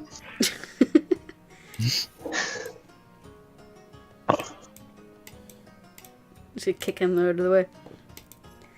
She glances around and lowers her voice. Do you believe any of that? Sorry, Go I out couldn't and actually hear that. Oh, sorry. You may have lowered it a bit too much. She looks around and says, do you believe any of that? I'm inclined to believe her. Tarot She has seems power very trustworthy. to the powerful. It's hard to say, but quite possibly. She Some says, of I'm it to bring down... made sense. What am I supposed to do to help you fight him? Perhaps, as I said, Strahd would have advantage in Ravenloft itself. Perhaps separating him from Ravenloft could give us an advantage, or at least negate any he has. She, kind Please stop saying his name. We really need to stop saying his name. she starts to bristle and looks around. She's, you mean to use me as bait? I'm not bait. bait. Not bait. You see, my dear, when used properly, innocence is a powerful weapon as well. You just need to find the right angle. Indeed, and once you'll be safe at the monastery. We can find some way to encourage Strahd to think we've taken you somewhere else. I have a terrible feeling about that I'm gonna have to start a that name jar. Yeah, I'm looking Yes. forward to... They claim to already have one too. Well, I can hear the coins going in. it's always a bad idea to bring the devil to your doorstep.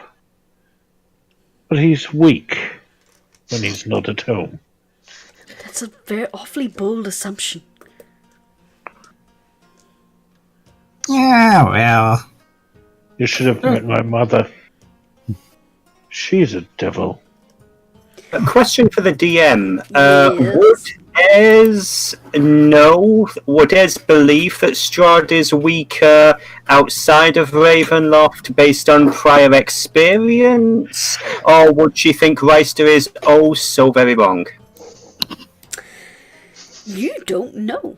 You attacked him at his home. You basically followed along with this lunatic mage with Dovu's son and attacked him at the front gates.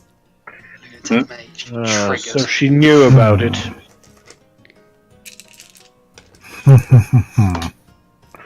And what about this? She starts pulling at her scarf. What is this? Never mind. He's going to try and make sure she doesn't take the scarf off. Any protection is good protection. yes. I assume it's the same as the mist.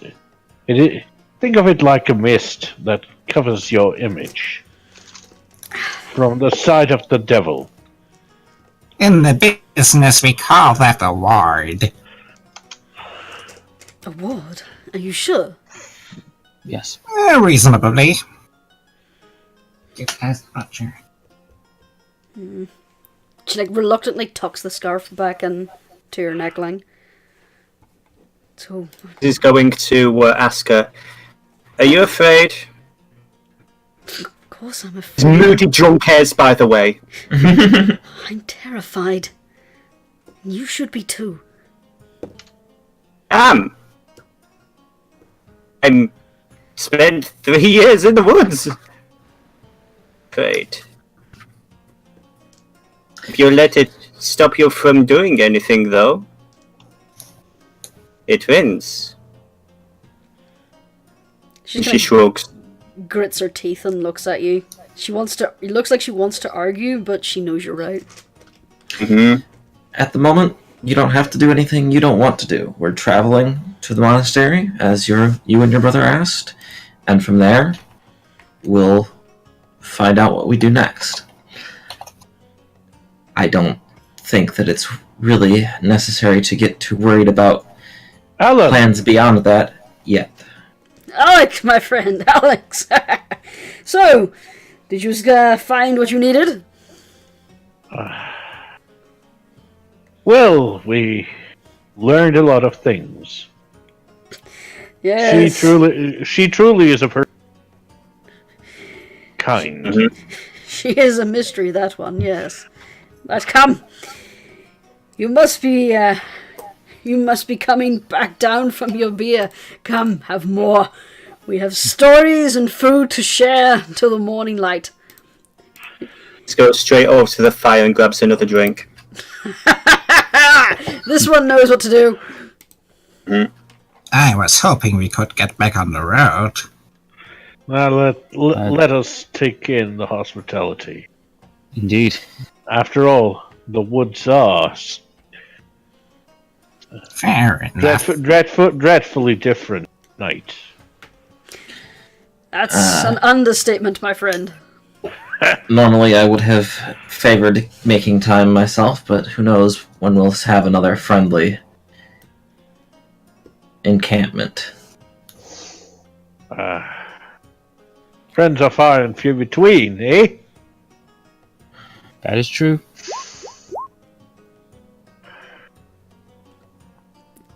Is Siegbald and Uvik just gonna hang around over there? Ovak will probably partake of the wine now that it is clear that we're not going to be heading back on the road. Alright. Irana has just kind of settled herself leaning against this cart and is crossing her arms. It just seems to be deep in thought. As you sit around the fire, Alex starts to rather loudly tell the story of how he met the wolf biter.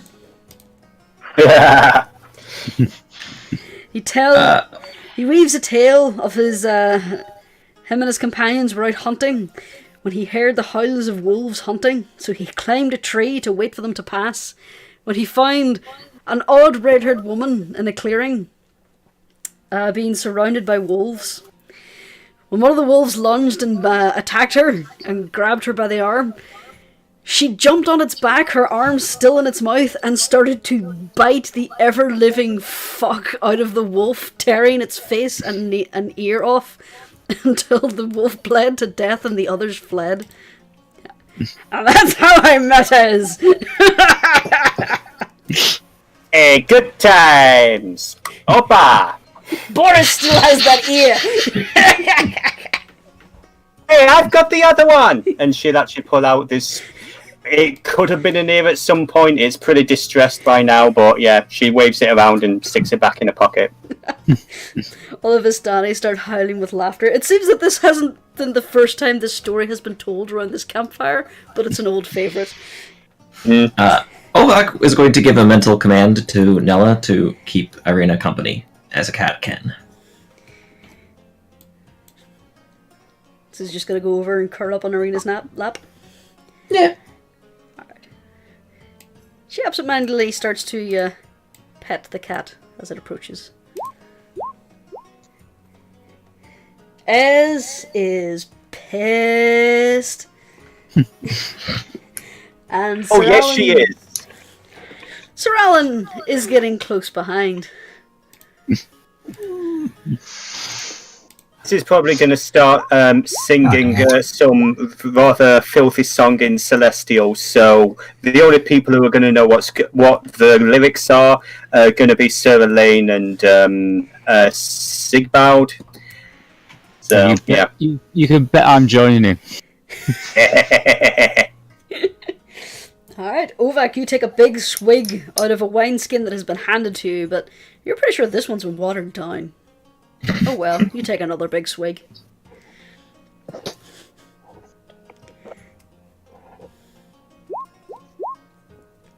So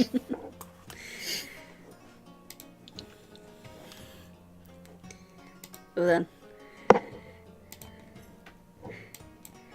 as you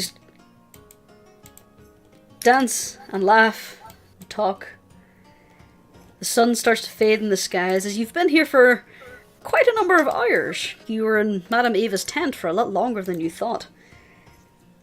The sun starts to fade. The Vistani start to wander off to their own areas. Until at last, it is only Alec by the fireside.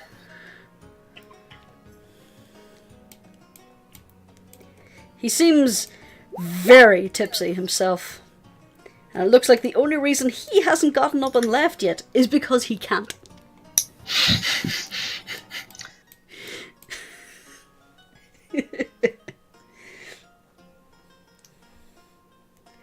So then, you've been offered to stay in the camp, but no one had pointed out where.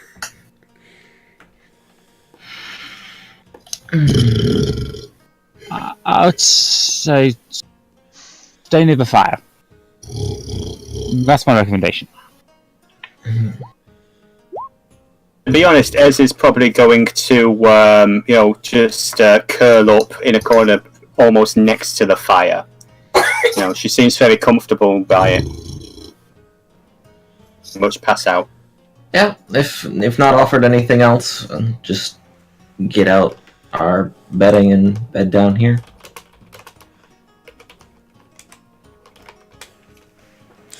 Alright. So you spread out around the fire. Irina appears to have fallen asleep against the wagon wheel with the cat nestled in her lap. The cat is purring, but its eyes are still scanning the camp and the surrounding area. At last, the music dies down in the camp. Oh, sorry about that. It's alright. The only movement is a few lone Vistani who patrol the edge of the camp. You hear in the distance, far to the east, the familiar howling of wolves. Right now, who's asleep, who's awake? I'm still awake. Awake. Zabornik has fallen asleep a while ago. Alright. Seen as you are next to her, Siegbald, you notice that as the wolves howl, Irina appears to cringe and huddle in her sleep. How in the world is there no Z symbol? It's really annoying. I was just checking to see if something worked there I wanted it to, but I don't think it does. Okay. Anyway, that'll do. The little There's no symbol there's no Uvak amount has of will do time for written on it. What are you on about, Matt?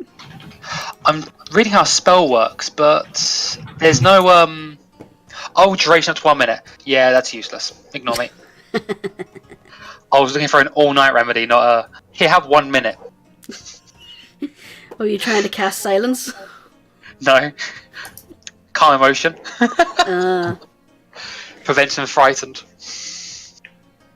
Wow. He's asleep. It's fine. Alright.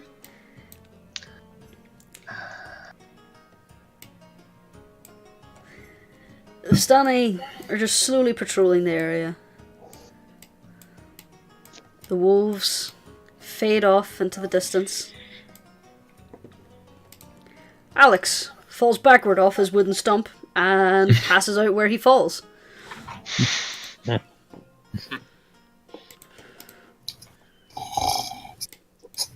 So at the moment, all that is awake is a sloshed Sir Alan, a brooding Reister, and Siegbald. What do you do?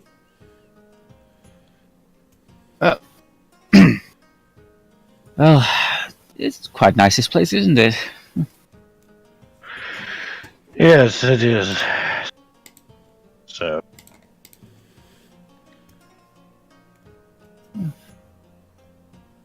Well, I have to admit, I can't wait to take a look at that monastery. I can't wait to be out of this land, to be honest. Can't say I blame you, but still.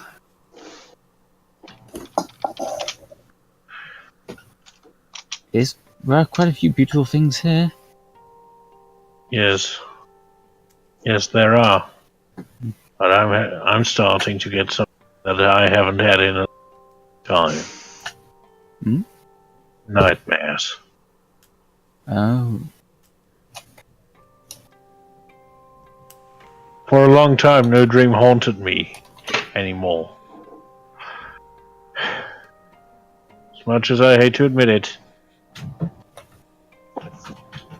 my rest has been troubled. Haven't encountered any yet. But I wouldn't be surprised to wake up tomorrow and screaming my lungs out. That's not good at all. No. I was worried about nightmares last night. Seeing what we saw. Yes. The March of the Dead. The Walk of the Dead. Just another reason we have to kill you-know-who. Yes. And, I mean, have you seen that apparition in the gallows? Yes, I can only assume it was someone as new. Yeah. As I said, a lot of friends of mine were swinging from gallows like those. Line of work, I suppose. Yeah. Yeah, it's part of the job, still. Should I probably do something about that. Pick up something. Need to grab their coats. Definitely right. Someone's turning and tossing over This there. car's not officially trash. My friend's coats were in my car. Neil tried to very subtly come in and get my car keys off me, and I tossed them to them. He missed and they fell in the bin. Oh dear. The moment Well- is ruined. Anyway, I'll be honest, I can't say exactly my hands are quite so clean on that score. well, Only we your all father... do what we must.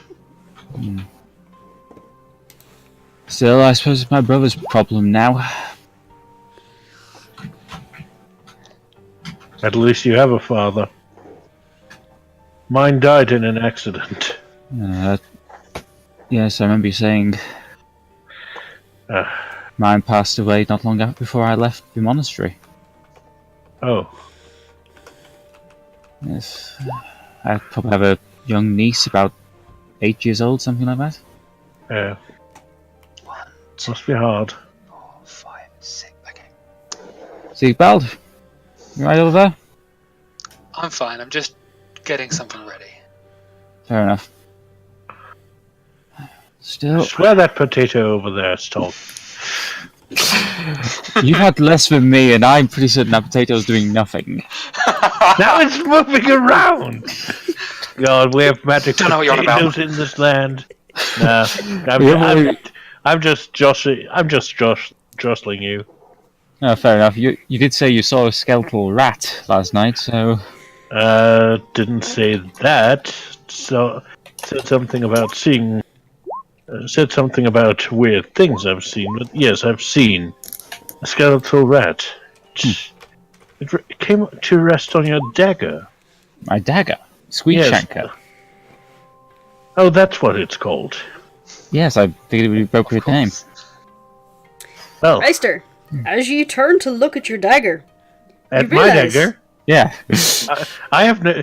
Or sorry, Sir Alan even. As you turn to look at the dagger on your belt, you realise that there is indeed a small mouse sitting on the hilt. Huh. Its body is whole, but its head appears skeletal. It looks up at you and tilts its head. Oh, hello there. Its little spectral whiskers twitch. I suppose you're Squeakshanker then. Well, I'm glad to meet you. It starts to lean back on its little hind legs and starts to sniff up at the air. I suppose you could tell us anything more about this? It just tilts its head. It seems to be examining you. Like I'd just hold my hand out for it. For him or her. Him. Don't go to sleep without me. It leans its front paws on your fingers and sniffs around your hand, and then after a moment it clambers on. Quite a friendly little fellow, aren't you? It curls up in your hand, nestling its head on its paws, and then it fades away. If you look down in your dagger, you notice that there's a small glow in the eyes. Don't go to sleep without me. I'm just gonna run and let someone in. Back in a sec. I guess that even the animals of this land are affected by the curse. Seems like it. With the unusually coloured cat, That is true. the rat in the dagger, or the mouse. Ravens following us around. Wait, I remember Madame Ava said the ravens would lead us to one of the things we need. Yes, all I'm saying is, this place is not what I expected. So much for a quick saving the damsel job, eh? Yeah. It's been a trap, and we fell for it hook line. It's been fishing line, and we fell for the trick. We fell for it hook, line, and sinker. That's true, but at least we can do something about it. True. Never told you how my father came to pass, did I? No, you didn't. I should have told you. It probably explains a lot about my mother. Come to think of it. Why she is the way she is. My father saw her only husband ever in her life. He was ordered to go out to sea. He wasn't a sailor, but he was happy to do what was necessary. Mother was working as a healer back then. I remember that he took me out to port. I was already half a man. 12 years old. The break of dawn, they set off, torches ablaze on the deck so they could see where they're going. They were loading. Just as they had made port, just as they were out of the thick of it, just when they had reached open waters, suddenly the ship set ablaze, and it keeled over.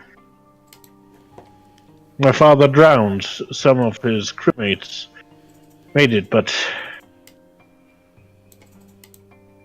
sometimes when I go to sleep, especially in these lands, I still see that event. Sometimes I see him standing in.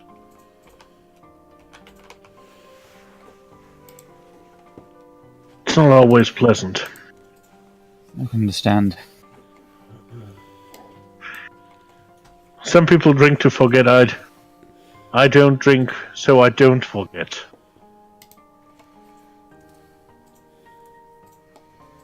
But that's enough about me. I'm sure I'm boring you with these tales of, well, as Zabornik would say, a silly old thief. Even though I'm not that old. Yeah. To be honest, it's the first time since leaving the monastery I've had any company, to be honest. As soon as I was old enough to leave, they sent me out into the world just trying to serve the goddess. That's how I ended up meeting all of you. Well, look where it brought you. To a place that might need gods more than any other place. Good gods. For the devil already reigns here. Like I said, the goddess works her miracles, we're expected to put them into action. That's why I'm not afraid. You're not afraid of just strong drinks? No. Well, you spend 10 years of your life as a monk, essentially. You kind of enjoy the grape a little bit now and then. Well, I don't allow myself to drink, just so I don't forget why I am who I am, and why I'm doing good things instead of those that others in the guild do. I mean, you've probably heard the cliched rumors that all thieves are that all rogues are murderers, thieves, and bad people. I've heard the rumours, but I've also seen thieves be very kind to those who need it. Well, I can assure you, there's a bit of trying to redeem my family in when I do it. I feel guilty, even though it's my mother that's doing the horrible things.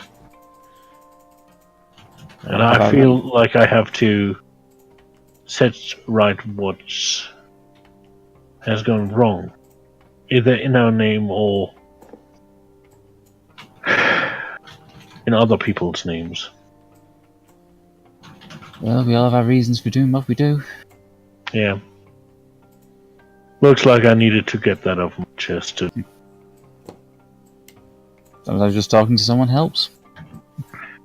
Sometimes. Not that I would be talking to Az about that.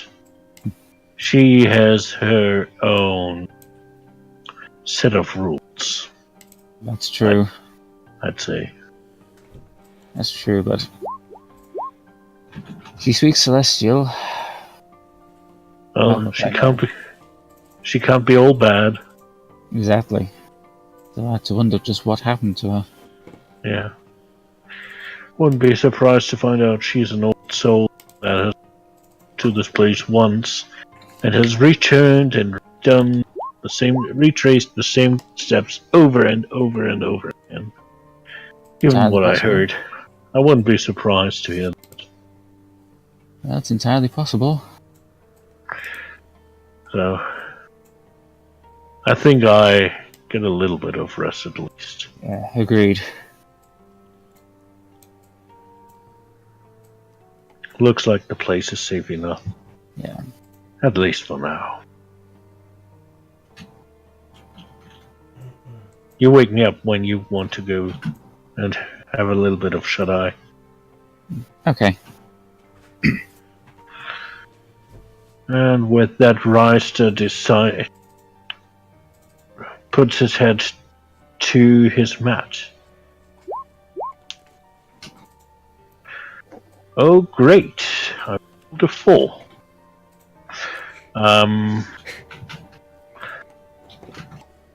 Just in case anyone wonders why I'm doing that, as Reister just said, he at least the idea of nightmares. And I'm rolling my own table here. Ooh. For his own nightmares, yeah. Right now I'm up to 5 nightmares and a good night's sleep. Well, if anyone wants to know what he's dreaming of, what's his nightmare, because right now he's having one. Yep. Well, as Reister settles down and reaches a place of sleep, he suddenly sees himself standing back where the gallows were. Looking up, he sees as Zbornak, Ovak, Sir Ellen, Siegbald all swaying in the wind. Sir Ellen in a case of cruel justice, mockery of it, as his squeakshanker stabbed into his right eye. And then Reister sees himself swaying, lifeless, dead. He jolts awake. Cold sweat covering his brow.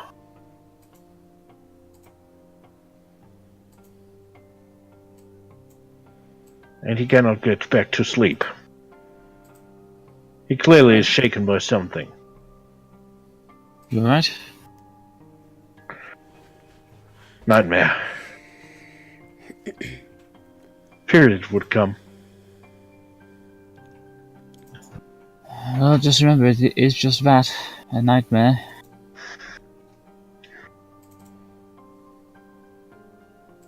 Sometimes nightmares are more than just nightmares. Again, hard for me to fear things these days. Yeah. Anyway, I think I'll stay awake first. I wouldn't get any sleep anymore. Okay, I'll try and clear this head. Ugh. Yeah, it's been a little bit of a strong wine there. Very. Yep. I probably check the surroundings a little bit. Now get my head down once I find the symbol. Yeah. Let's see. So I find it was a little paracetamol. There it is. Why did I just call it a little paracetamol? I have to say, that was a very heartfelt and competent conversation you had while sloshed out of your head. I put it down to the whole being drunk makes you a bit more talkative sort of thing.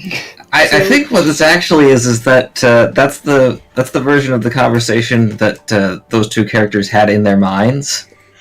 And getting outside perspective, it was somewhat more.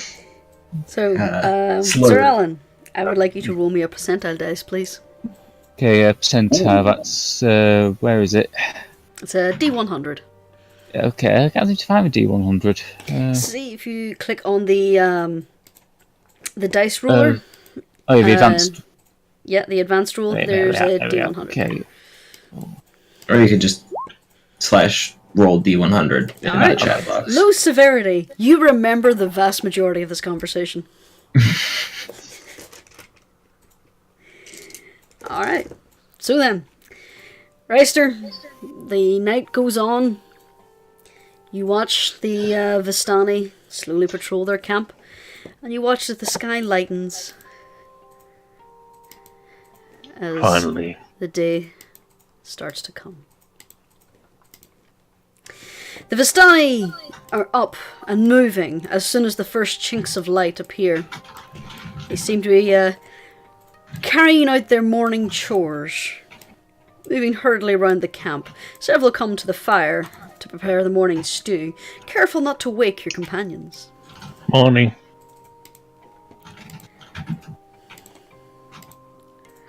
I wake up around about the same time as the Vistani as well. I help them with their deeds in the morning, preparing the fire, setting up the morning stew.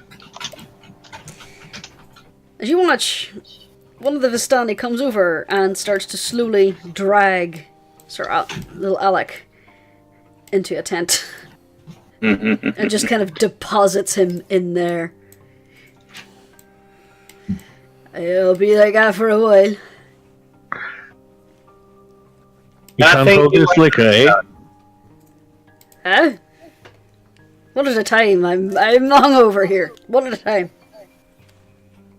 As was just saying, nothing new under the sun. Not with that one. So he can't hold his liquor, can he? Oh, he can hold it. Hold too much of it, that's the problem. He points to like the 4 wine skins that are lying on the ground where he was. Well.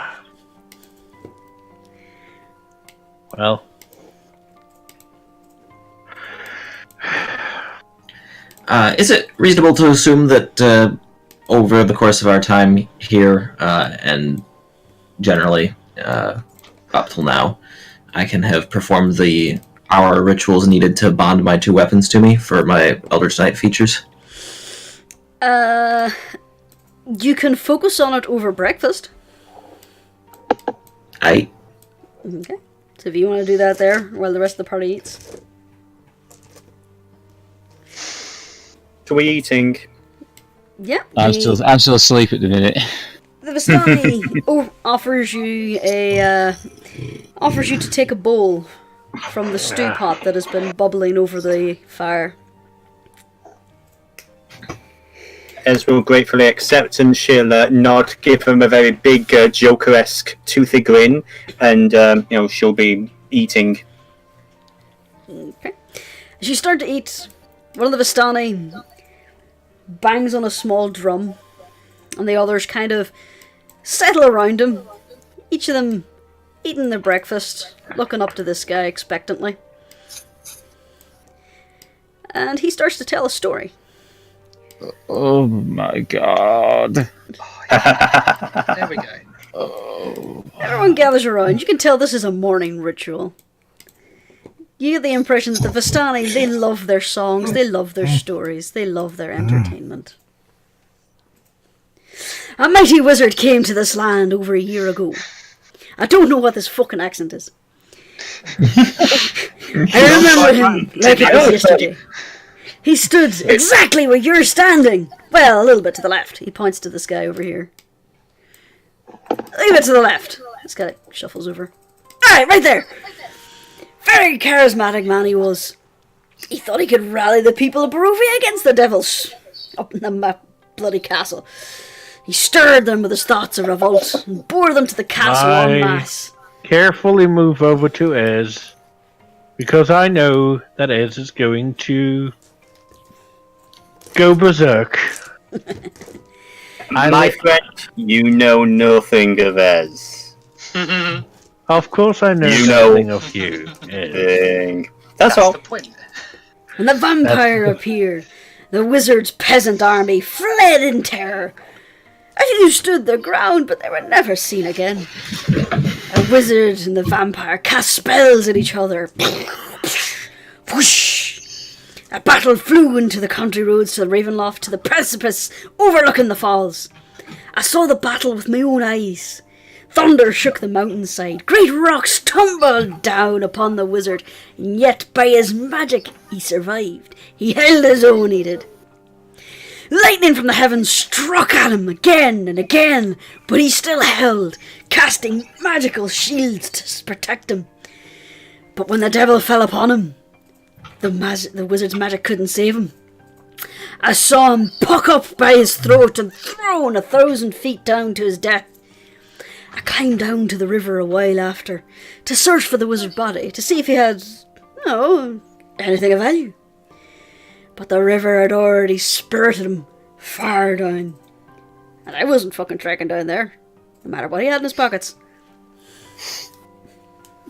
The others start to laugh. A few of them start talking about the wizard. Another one complains, "You told this story yesterday." "Oh, it didn't. Fuck off." So they start bickering over the story. Over whose turn it was, who told it better. Tess is just going to carry on calmly eating a stew. She's heard this story before. She's been part of the story. Mm-hmm. But neither Ryster wouldn't say that. He just has a gut feeling. You could always roll a perception check or something, depending on what the DM decides. Insight. Cool.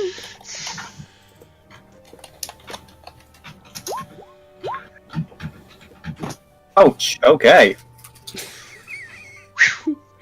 You're rolling really fucking well today, Racer.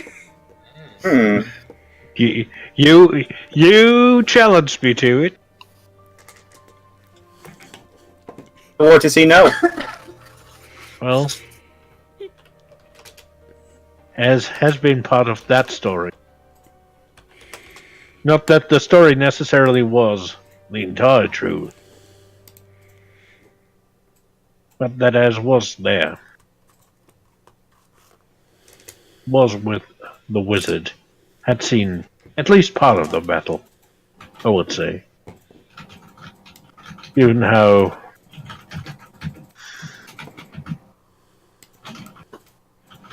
changed she is by the experience.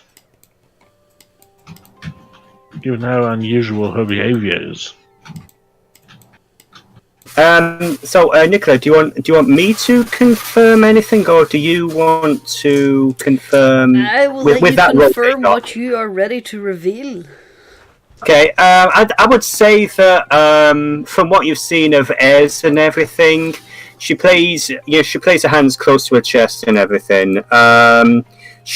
It's clear that yes, she was actually part of this completely stupid attempt to take Strahd on head on. She's pretty much one of the only survivors, probably the only survivor from that entire army seen so far, and she's batshit, but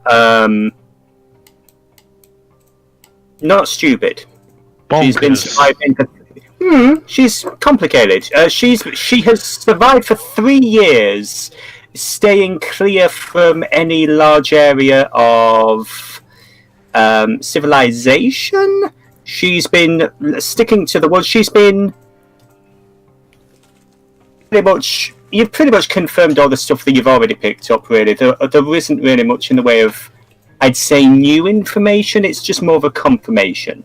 Yeah, that's what Ryster was actually looking. Confirmation.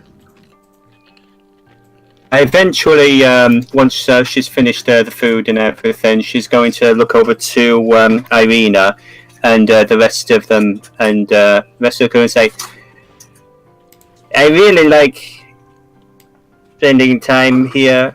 The food is great. The wine is great. The people suck, huh? Speak for yourself, Wolfbiter. But yeah, she's going to look to the rest of the group and be like, we should probably be making tracks soon. We've got a long journey. Agreed. I suppose that makes sense. You know the paths very well, so No sense in wasting daylight. we should probably be moving. So we're about to head out. Ezra's going to turn to Irina. Since you're traveling with us and everything, we're here to keep an eye on you and protect you, but on you to protect yourself. She pushes her cloak aside and pats the hilt of her rapier. I can defend myself.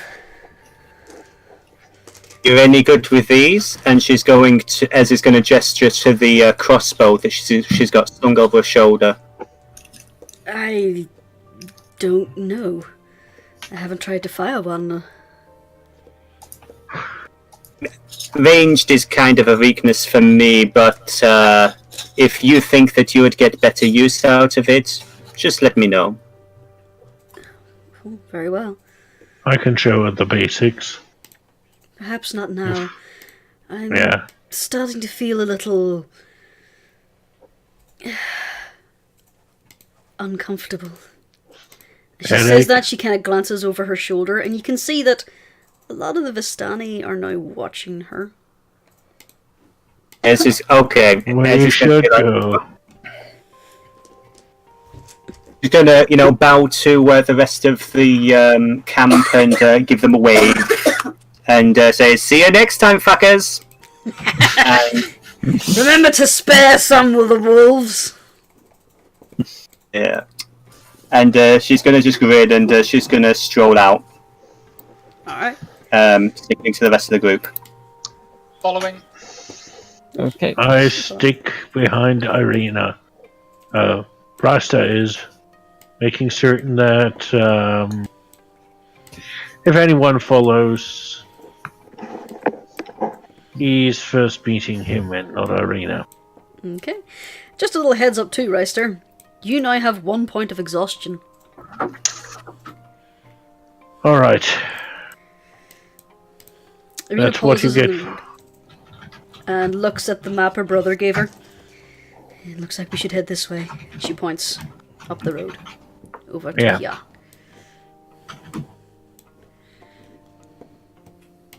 Let me move the camera spot. There we go. Wait, did someone wake Ovak? I had discussed what she was doing at breakfast, so sorry. I figured that she was probably awake. It's just that you still have the sleep icon. Oh yeah, I hadn't taken the icon off. You just left her behind. So we're kind of pausing on the road. And Bonak is clearly strolling along. Alright. The turtle likes to bring up the rear, nobody's going to step her in the back. That's a fair point. Okay. That's a challenge. So, Reister, just a little heads up, because you have not slept well in several nights, you are now exhausted. You have disadvantage on ability checks. Last night was a decent... the sleep before Harris was a decent sleep. He had nothing in particular then. After all, he rolled a natural 4. And at that time he only had 3 nightmares. You're going to have to show me your table, but for now, you haven't had a full night's sleep. Alright, let's go with that. Alright. So then, you head out to the coursing cheers and farewells and a few gentle ribbings towards Ez, away from the camp. Mm-hmm. And you find yourselves... Yeah.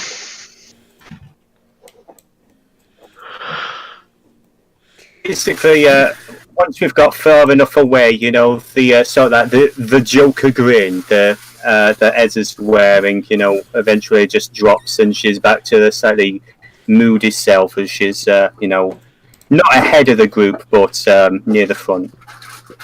Okay. So you follow the road. Sorry? Sorry. Is it just me or those birds chirping too loudly?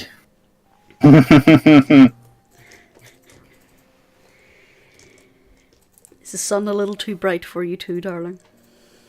A little. Back it up, princess. I'm gonna keep walking. Irina just kind of giggles.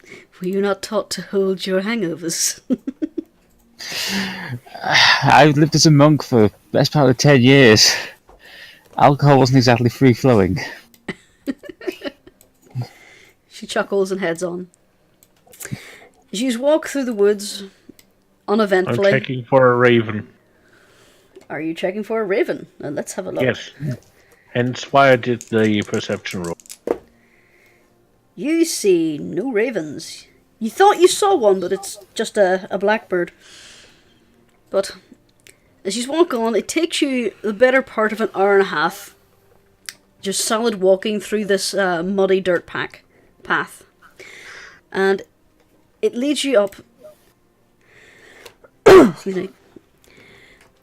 It leads you along the river in the base of the canyon, and at the far end there's a huge waterfall that spills into a pool, billowing out cold mist, which seems to be rather refreshing on your hungover head.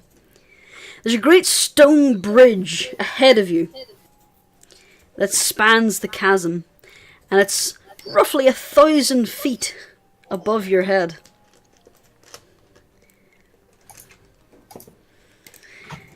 You see that there are some very small and dubious switchback paths, but it looks like you would need to climb here if you wanted to get up there correctly.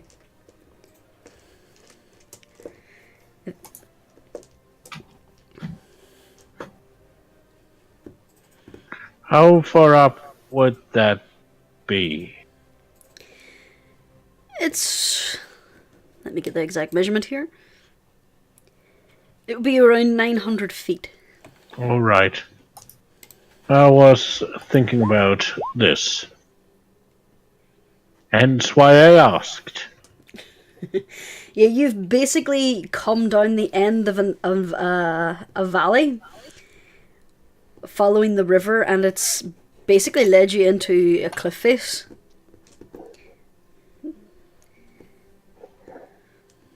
Okay. This is going to point to the north and say, there's some gates eventually through the, the path up there, but we need to be careful. It's also the path to the castle, monitored. Yes. It's a path well known by some, I presume. I'd rather stay far from that castle, but if that's the only way. Well, Ez is actually going to say, to be fair, there's a much longer road that I once took, and she's going to point down to the south. And to be fair, it's been drawn in, I think, on the map itself. I was proposing, the last time I looked at the map, a overland detour to try to avoid the castle, and that was what I drew to kind of follow the contours of the map.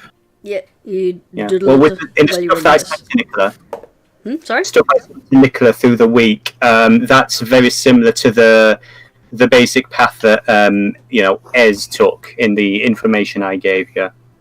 So it's a path that Ez would know. Yep. The chances are that's the path that Ez would suggest, slightly harder, and it's going to require crossing the stream, through the woods and everything. But, that's her say. If it's not missing any shelters, like if there's no shelters on the road that we would be better off finding, and a way across the river, that would make more sense to me. Yep, same here. yeah, I think the next shelter is, as Risa looks at the map, I believe the next shelter might be over there. On the other side, behind the gate.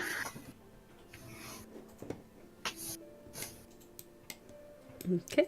Well, as you're debating, Arana kind of looks around the canyon, but she can't quite see properly because the mist is starting to gather on her face. There has to be an easier way to get up here. If one could fly. You're welcome to sprout wings. just chuckles to herself. You are the local. Do you want the easier path, which would take us slightly closer to the castle, or do we want to go the long way round?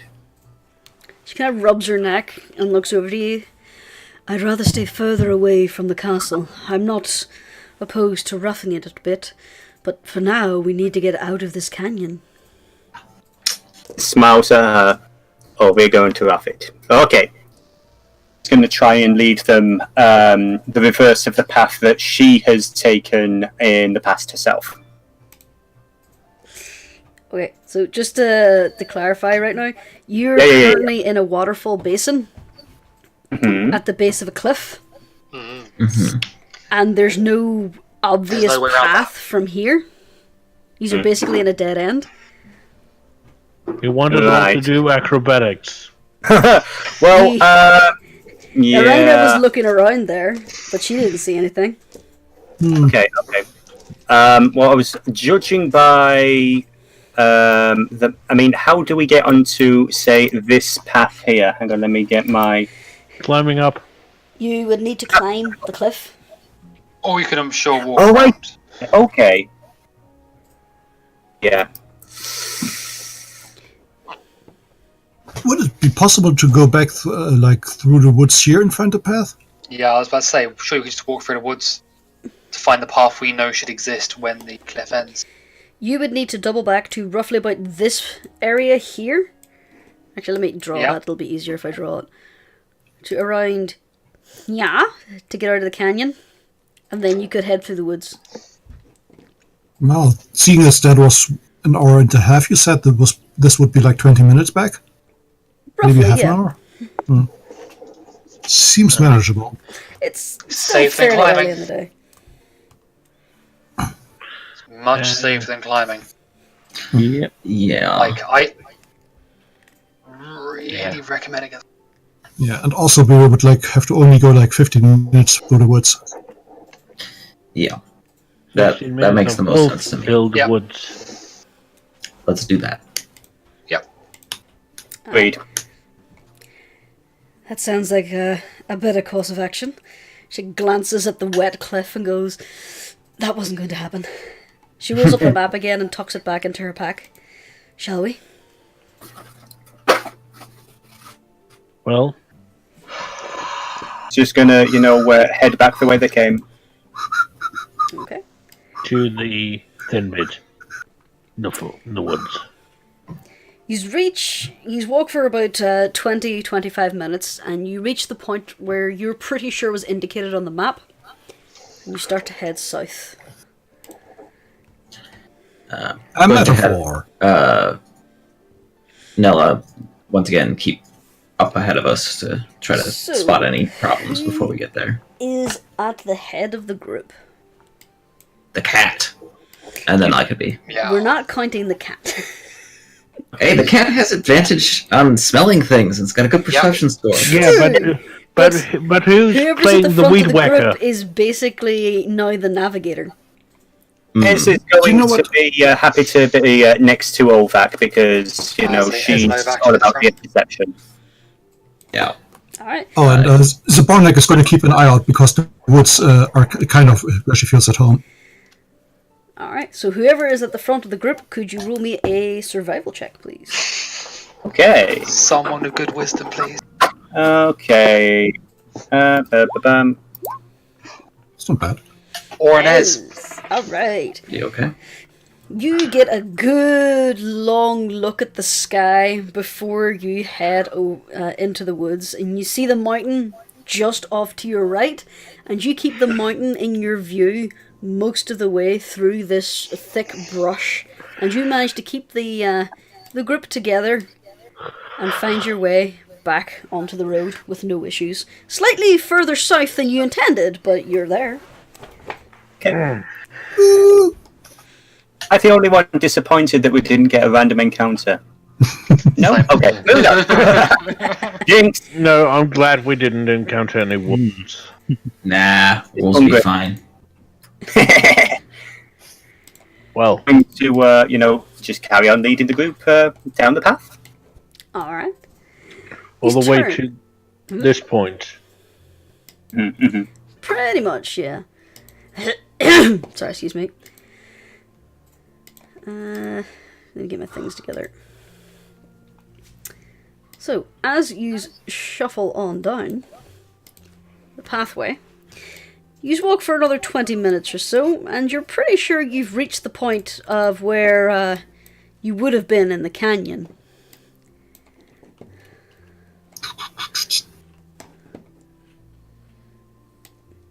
Wait, where at the... It's dark and shit in here. Yeah, I was like, who's just the lights? It's like we're not already yet there. It's like we're still on the DM layer. Because your players aren't on the thing yet. Shh. Night is dark and full of terrors. Hold the fuck on. Damn it, I didn't take magic missile. Hey, who turned out the lights? It's fine, don't worry. I took a spell that... Where's Becky? There's Becky. Okay, is everybody there? Who's missing? Yep, that's everyone. Yeah, I'm here. Well, wait. I can't see anything. Scroll down. I think it's shift and click Oh, yeah, to I can bring see it now. everyone in the same spot. Alright. So then, you're heading down the road, and suddenly, Nella stops dead. I will hold out a hand to the party to signal to stop, and then use the ability to assume to see through Nella's eyes. Roll me a perception check. Do I roll a perception check, or does the cat roll the perception check? You I do believe the because cat you're does looking for for a your familiar. eyes. Okay. If you're looking for very familiar's eyes, surely it's through the... Actually, that makes more sense, actually. Well, roll one for the Well, cat then, as well. in that case, it is 19. Alright. Nilla has basically flattened herself down. Her tail is flat, her ears are flat to her head, and she is glaring directly into this bush, slightly to the south. Mm-hmm. There is a wolf crouched down. You son of a bitch. Glaring out into the party. Okay. It doesn't wolf. seem to realize that you've spotted it just yet. I will return my senses to myself and point subtly as I can in that direction and say there's a wolf in the bush. Probably more around us. Yeah, many? they travel in packs. It's ready Chuckles for a to fight. She's going to, with her bonus, we've not gone to initiative yet, but she's going to take her Kapesh, she's going to run it across the back of her leg, and she's going to ignite it. Ooh. That sounds fun. A flame up. You Alright. truly are a friend of the fire. Fire and blood, my friend. Fire and blood. I'm not gonna ask about the blood thing. Give me a moment. Let me just check something real I fast. half expect you to say it's a good start. Alright. Sir Alan, you hear a twig snap behind you because this wolf is shitty at stealth. Boy. Oh, is it? Right, I've got my shield ready. Oh, You hear the very subtle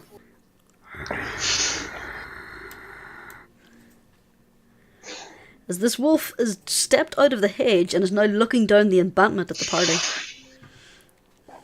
he has the high ground.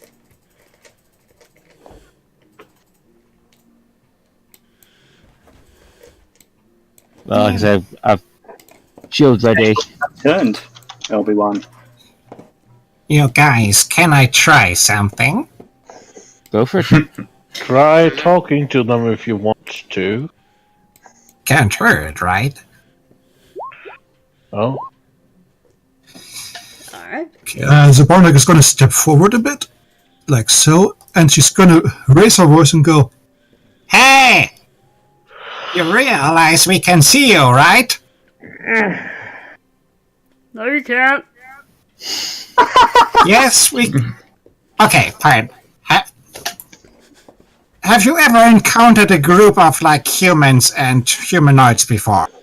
Have you hunted guys like us? Many hunts, many feasts. How familiar are you with the pointy sticks that people carry? It's this wolf that's answering you, by the way.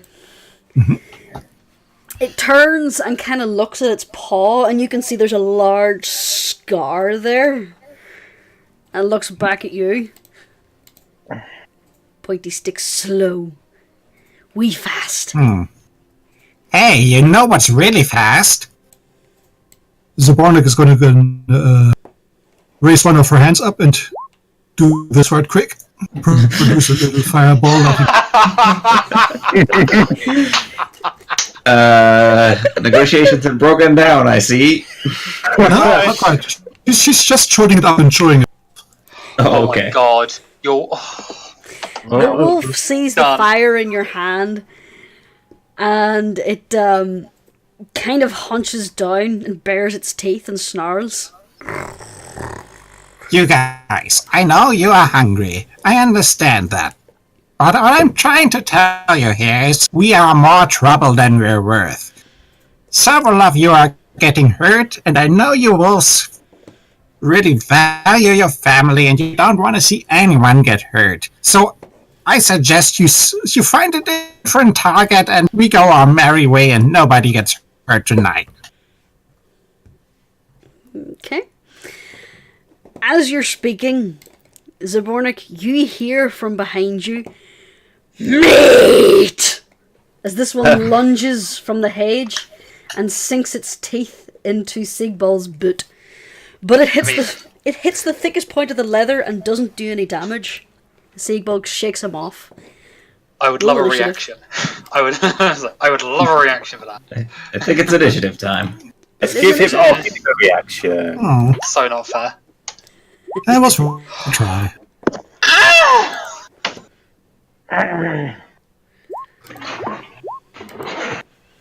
Local man rolls terrible initiative every day. Local man getting eaten by wolves. Florida man. Oh, that's funny. well, that's not a big a deal. Florida man is Florida man. That's quite a big pack I'm seeing there. It's fine. Initiative being rolled for? Oh, Jesus, Matt. He's like, boy. oh, where's Matt? Oh, there he is. Alright. It's So fine. then- I'm going first next turn. I tried to spare them, I really did. Well, you No, but the 8 guys! Ez is just going to yell at the wolves with a smile on the face. Alrighty then. well, Dave is going to attack. Orange Dave. Yep. So, he's going to go for Siegbald again. Yo, he's fucking welcome to. Fuck. Ooh. That's gonna hurt. No, it's not. It's fine. Nothing at all. Also, Nothing let's at all. do I have to make a strength save. this. You do have to make a strength save. Yep. You take some damage first. Yeah, it wasn't coming. There we are. 7. 7 damage. So then, let me just get the quick order. So that was orange. Yo, I'm still standing.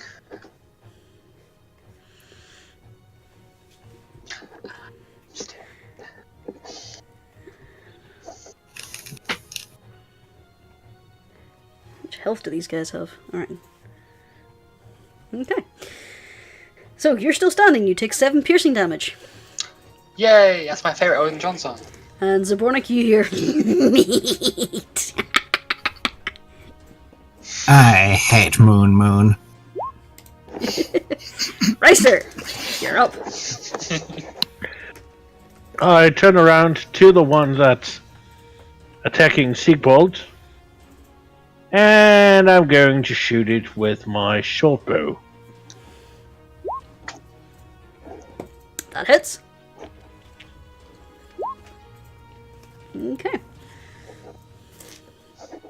Since it's not since the wolf's not focused on me, I get to do that. You do. Alright, you line up your shot, and you kind of have to like crouch and lean to the side to get the bolt off. But this wolf has opened its mouth to howl, and you just sink the bolt right through its forehead. The wolf crumples to the ground. No meat. Oh, at this point, Zabornik is going to shout up at the one on the hill going, It is not too late to call this off. Do you want to lose the others too? It's too late. Roll me a persuasion check. okay. Yo, miss, it's too late either way. I'm killing some. I guess he's hungry again. Get a good amount of meat on a wolf, and it's not fatty meat; it's good meat. Ooh! Yeah. Oh. Alright. So Well, what does the leader of the pack say? give me a sec. Before he decides to jump down on Sir Alan. Alright. You see him kind of lean back on his haunches. His ears are still flat to his head, and he looks around your group. He sets back on his haunches and howls. Fight, fight, fight, fight, fight, fight, fight, fight. Fight over. The wolves No. scatter. Oh, fuck's sake. I wanted to Very cast reasonable Fire speed. Wave. Down to it. I had like 9 things ready. I just got spell blue balled. I was waiting for him to jump down at me and just use my shield to batter him aside. No, sorry. As a druid, I have to roleplay that I don't like seeing that get hurt.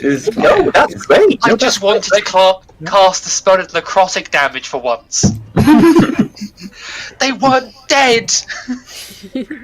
Well, I could have done. I could have inflict wound.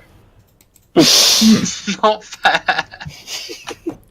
Next pack of wolves. Next pack of wolves. It'll be fine. next No, pack of you wolves bring over where me, I'll everything pet one, goes and wrong. every time, just 3d10 necrotic. Now, there is a slight problem though. Mm-hmm. The alpha There's said a bit. run, but the pack is hungry. Yes. What's The pack Nella's will AC? return. Oh no. Hey now, Not the kitty. You're an all-star. we've got an initiative order here. That wolf is not in Did the that turn. Be the cat. That wolf is at 7. Nella gets a turn before that happens. Well, Come on now. because the leader of the pack called them to move, it gets a reaction to move and attack. Okay. So This what's could be an the expensive cat's turn. AC? 12. 14. Delightful. Okay, so he does... Oh, fuck. He rolled 2 1s and a d4. So he does 4 damage.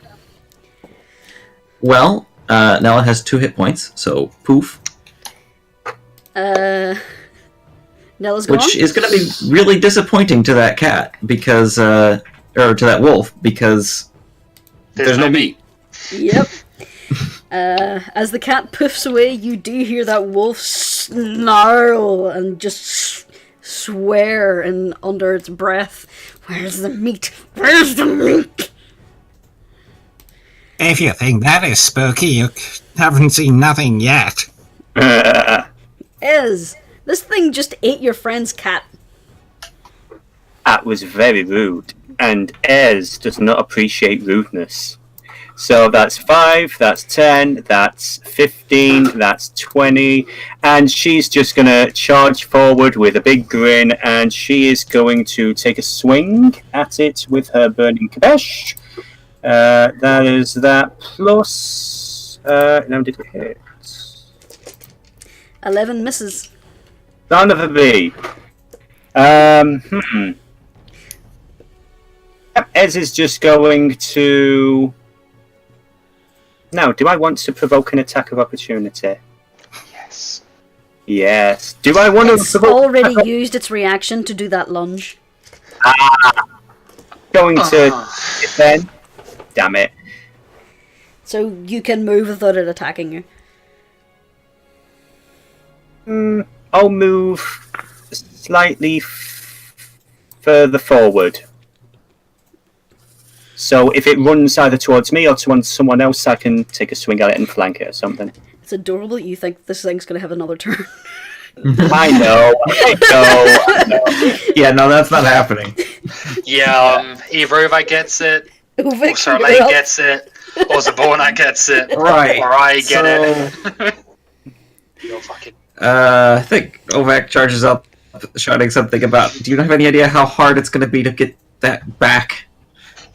Do you know how much incense that was? Olaf just looks at you and snarls. You have a closer look at this. Do you see this thing is practically skin and bone? It is a crazed, starved wolf. Don't give me those puppy eyes. You miss. You are so angry that this thing ate your cat. We're going to action surge. That is. Yeah. Action surging? Yes. Deal with it. Alright. You bring the axe down hard. And you collide just on its shoulder bone, just missing its neck. It glances off, and you completely sever off its front right paw. The dog flails on the ground, yelping and kicking, but it's still alive. Cool. Ez is fine with this. That's my turn. Alright. That wolf's gone. That wolf's gone. It is actually Pinky's turn. Okay, or Purple's turn. He thrashes around and bites wildly. Let's see, who's he going for? He's going to try and bite your ankles. Okay. A 19, does that hit? Yes, that will hit. And that's 8 piercing damage, and I would like you to make me a strength saving throw. And a strength saving throw. So when I'm doing a strength save, oh yeah, it's marked saving throw. Okay. Meets it, it beats it. You are still on your feet despite this thing grabbing onto your ankle. Come on, you guys. Can't you see it's a moron? That makes it more reason fun. to put it out of its misery. Sir Alan. That's what I'm going to do. I march up to here, take out Squeakshanker, and try and stab it. Roll with advantage because it's technically prone. Okay, advantage. Where's me advantage? You just roll twice. I think you roll once because you're... There you are. 21. That definitely hits. Alright. While it's got its teeth wrapped around Ez's ankle, you manage to grab it by the back of the neck and you just shove Squeakshanker right through its ear into its brain. And the dog falls still. Off in the distance you hear...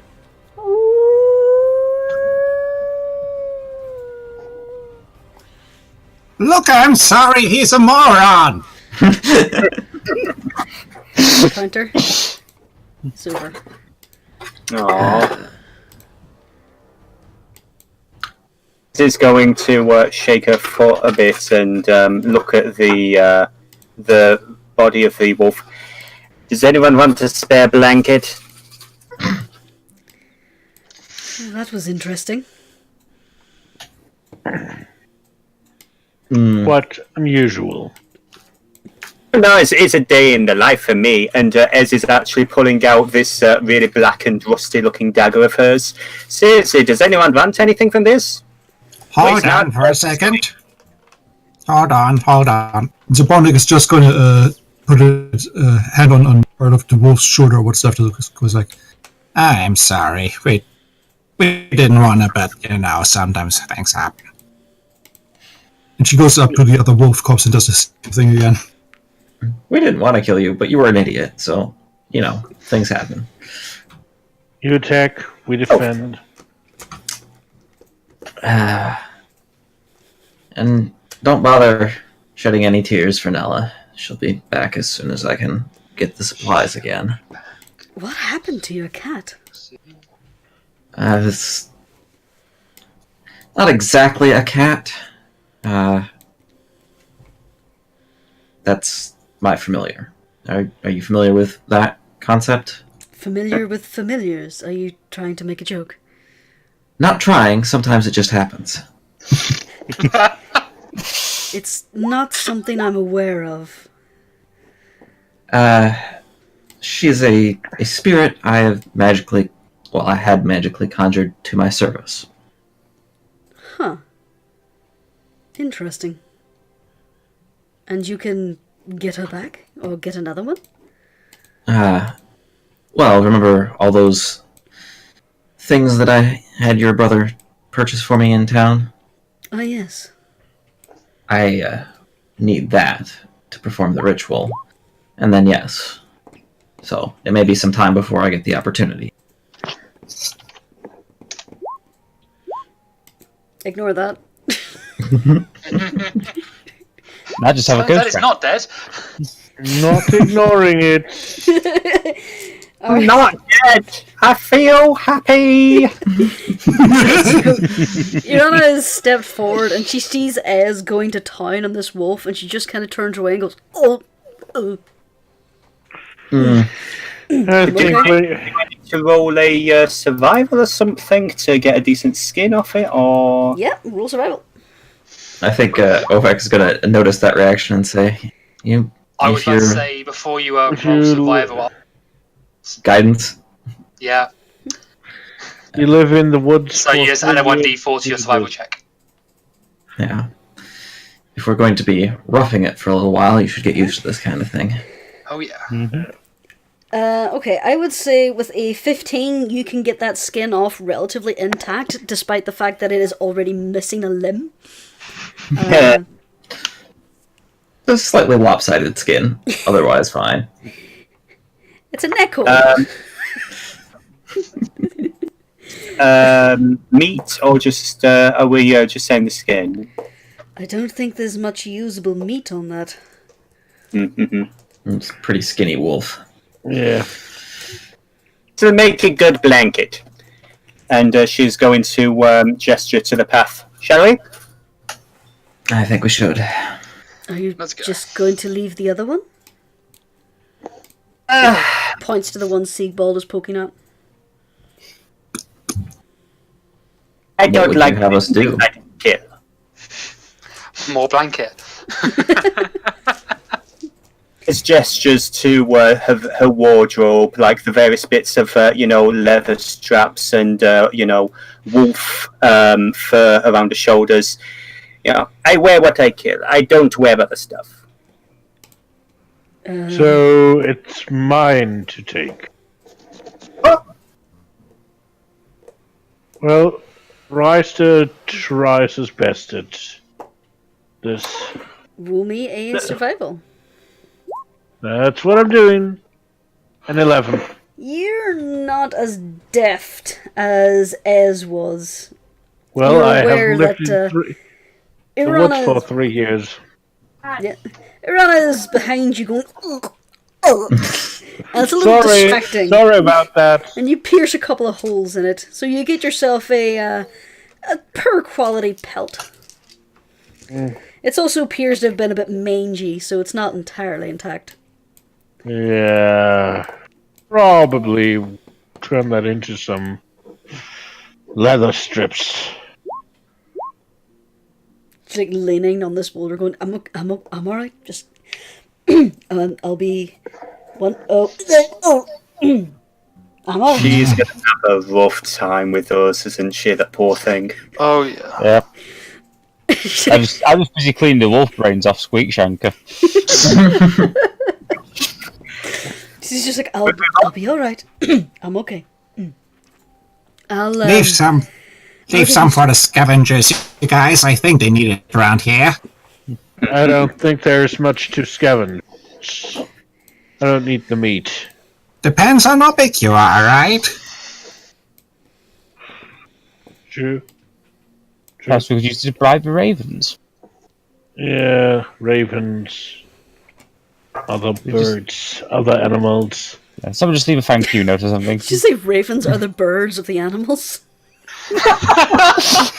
Oh, the ravens are birds of the animals. Now that's a quote.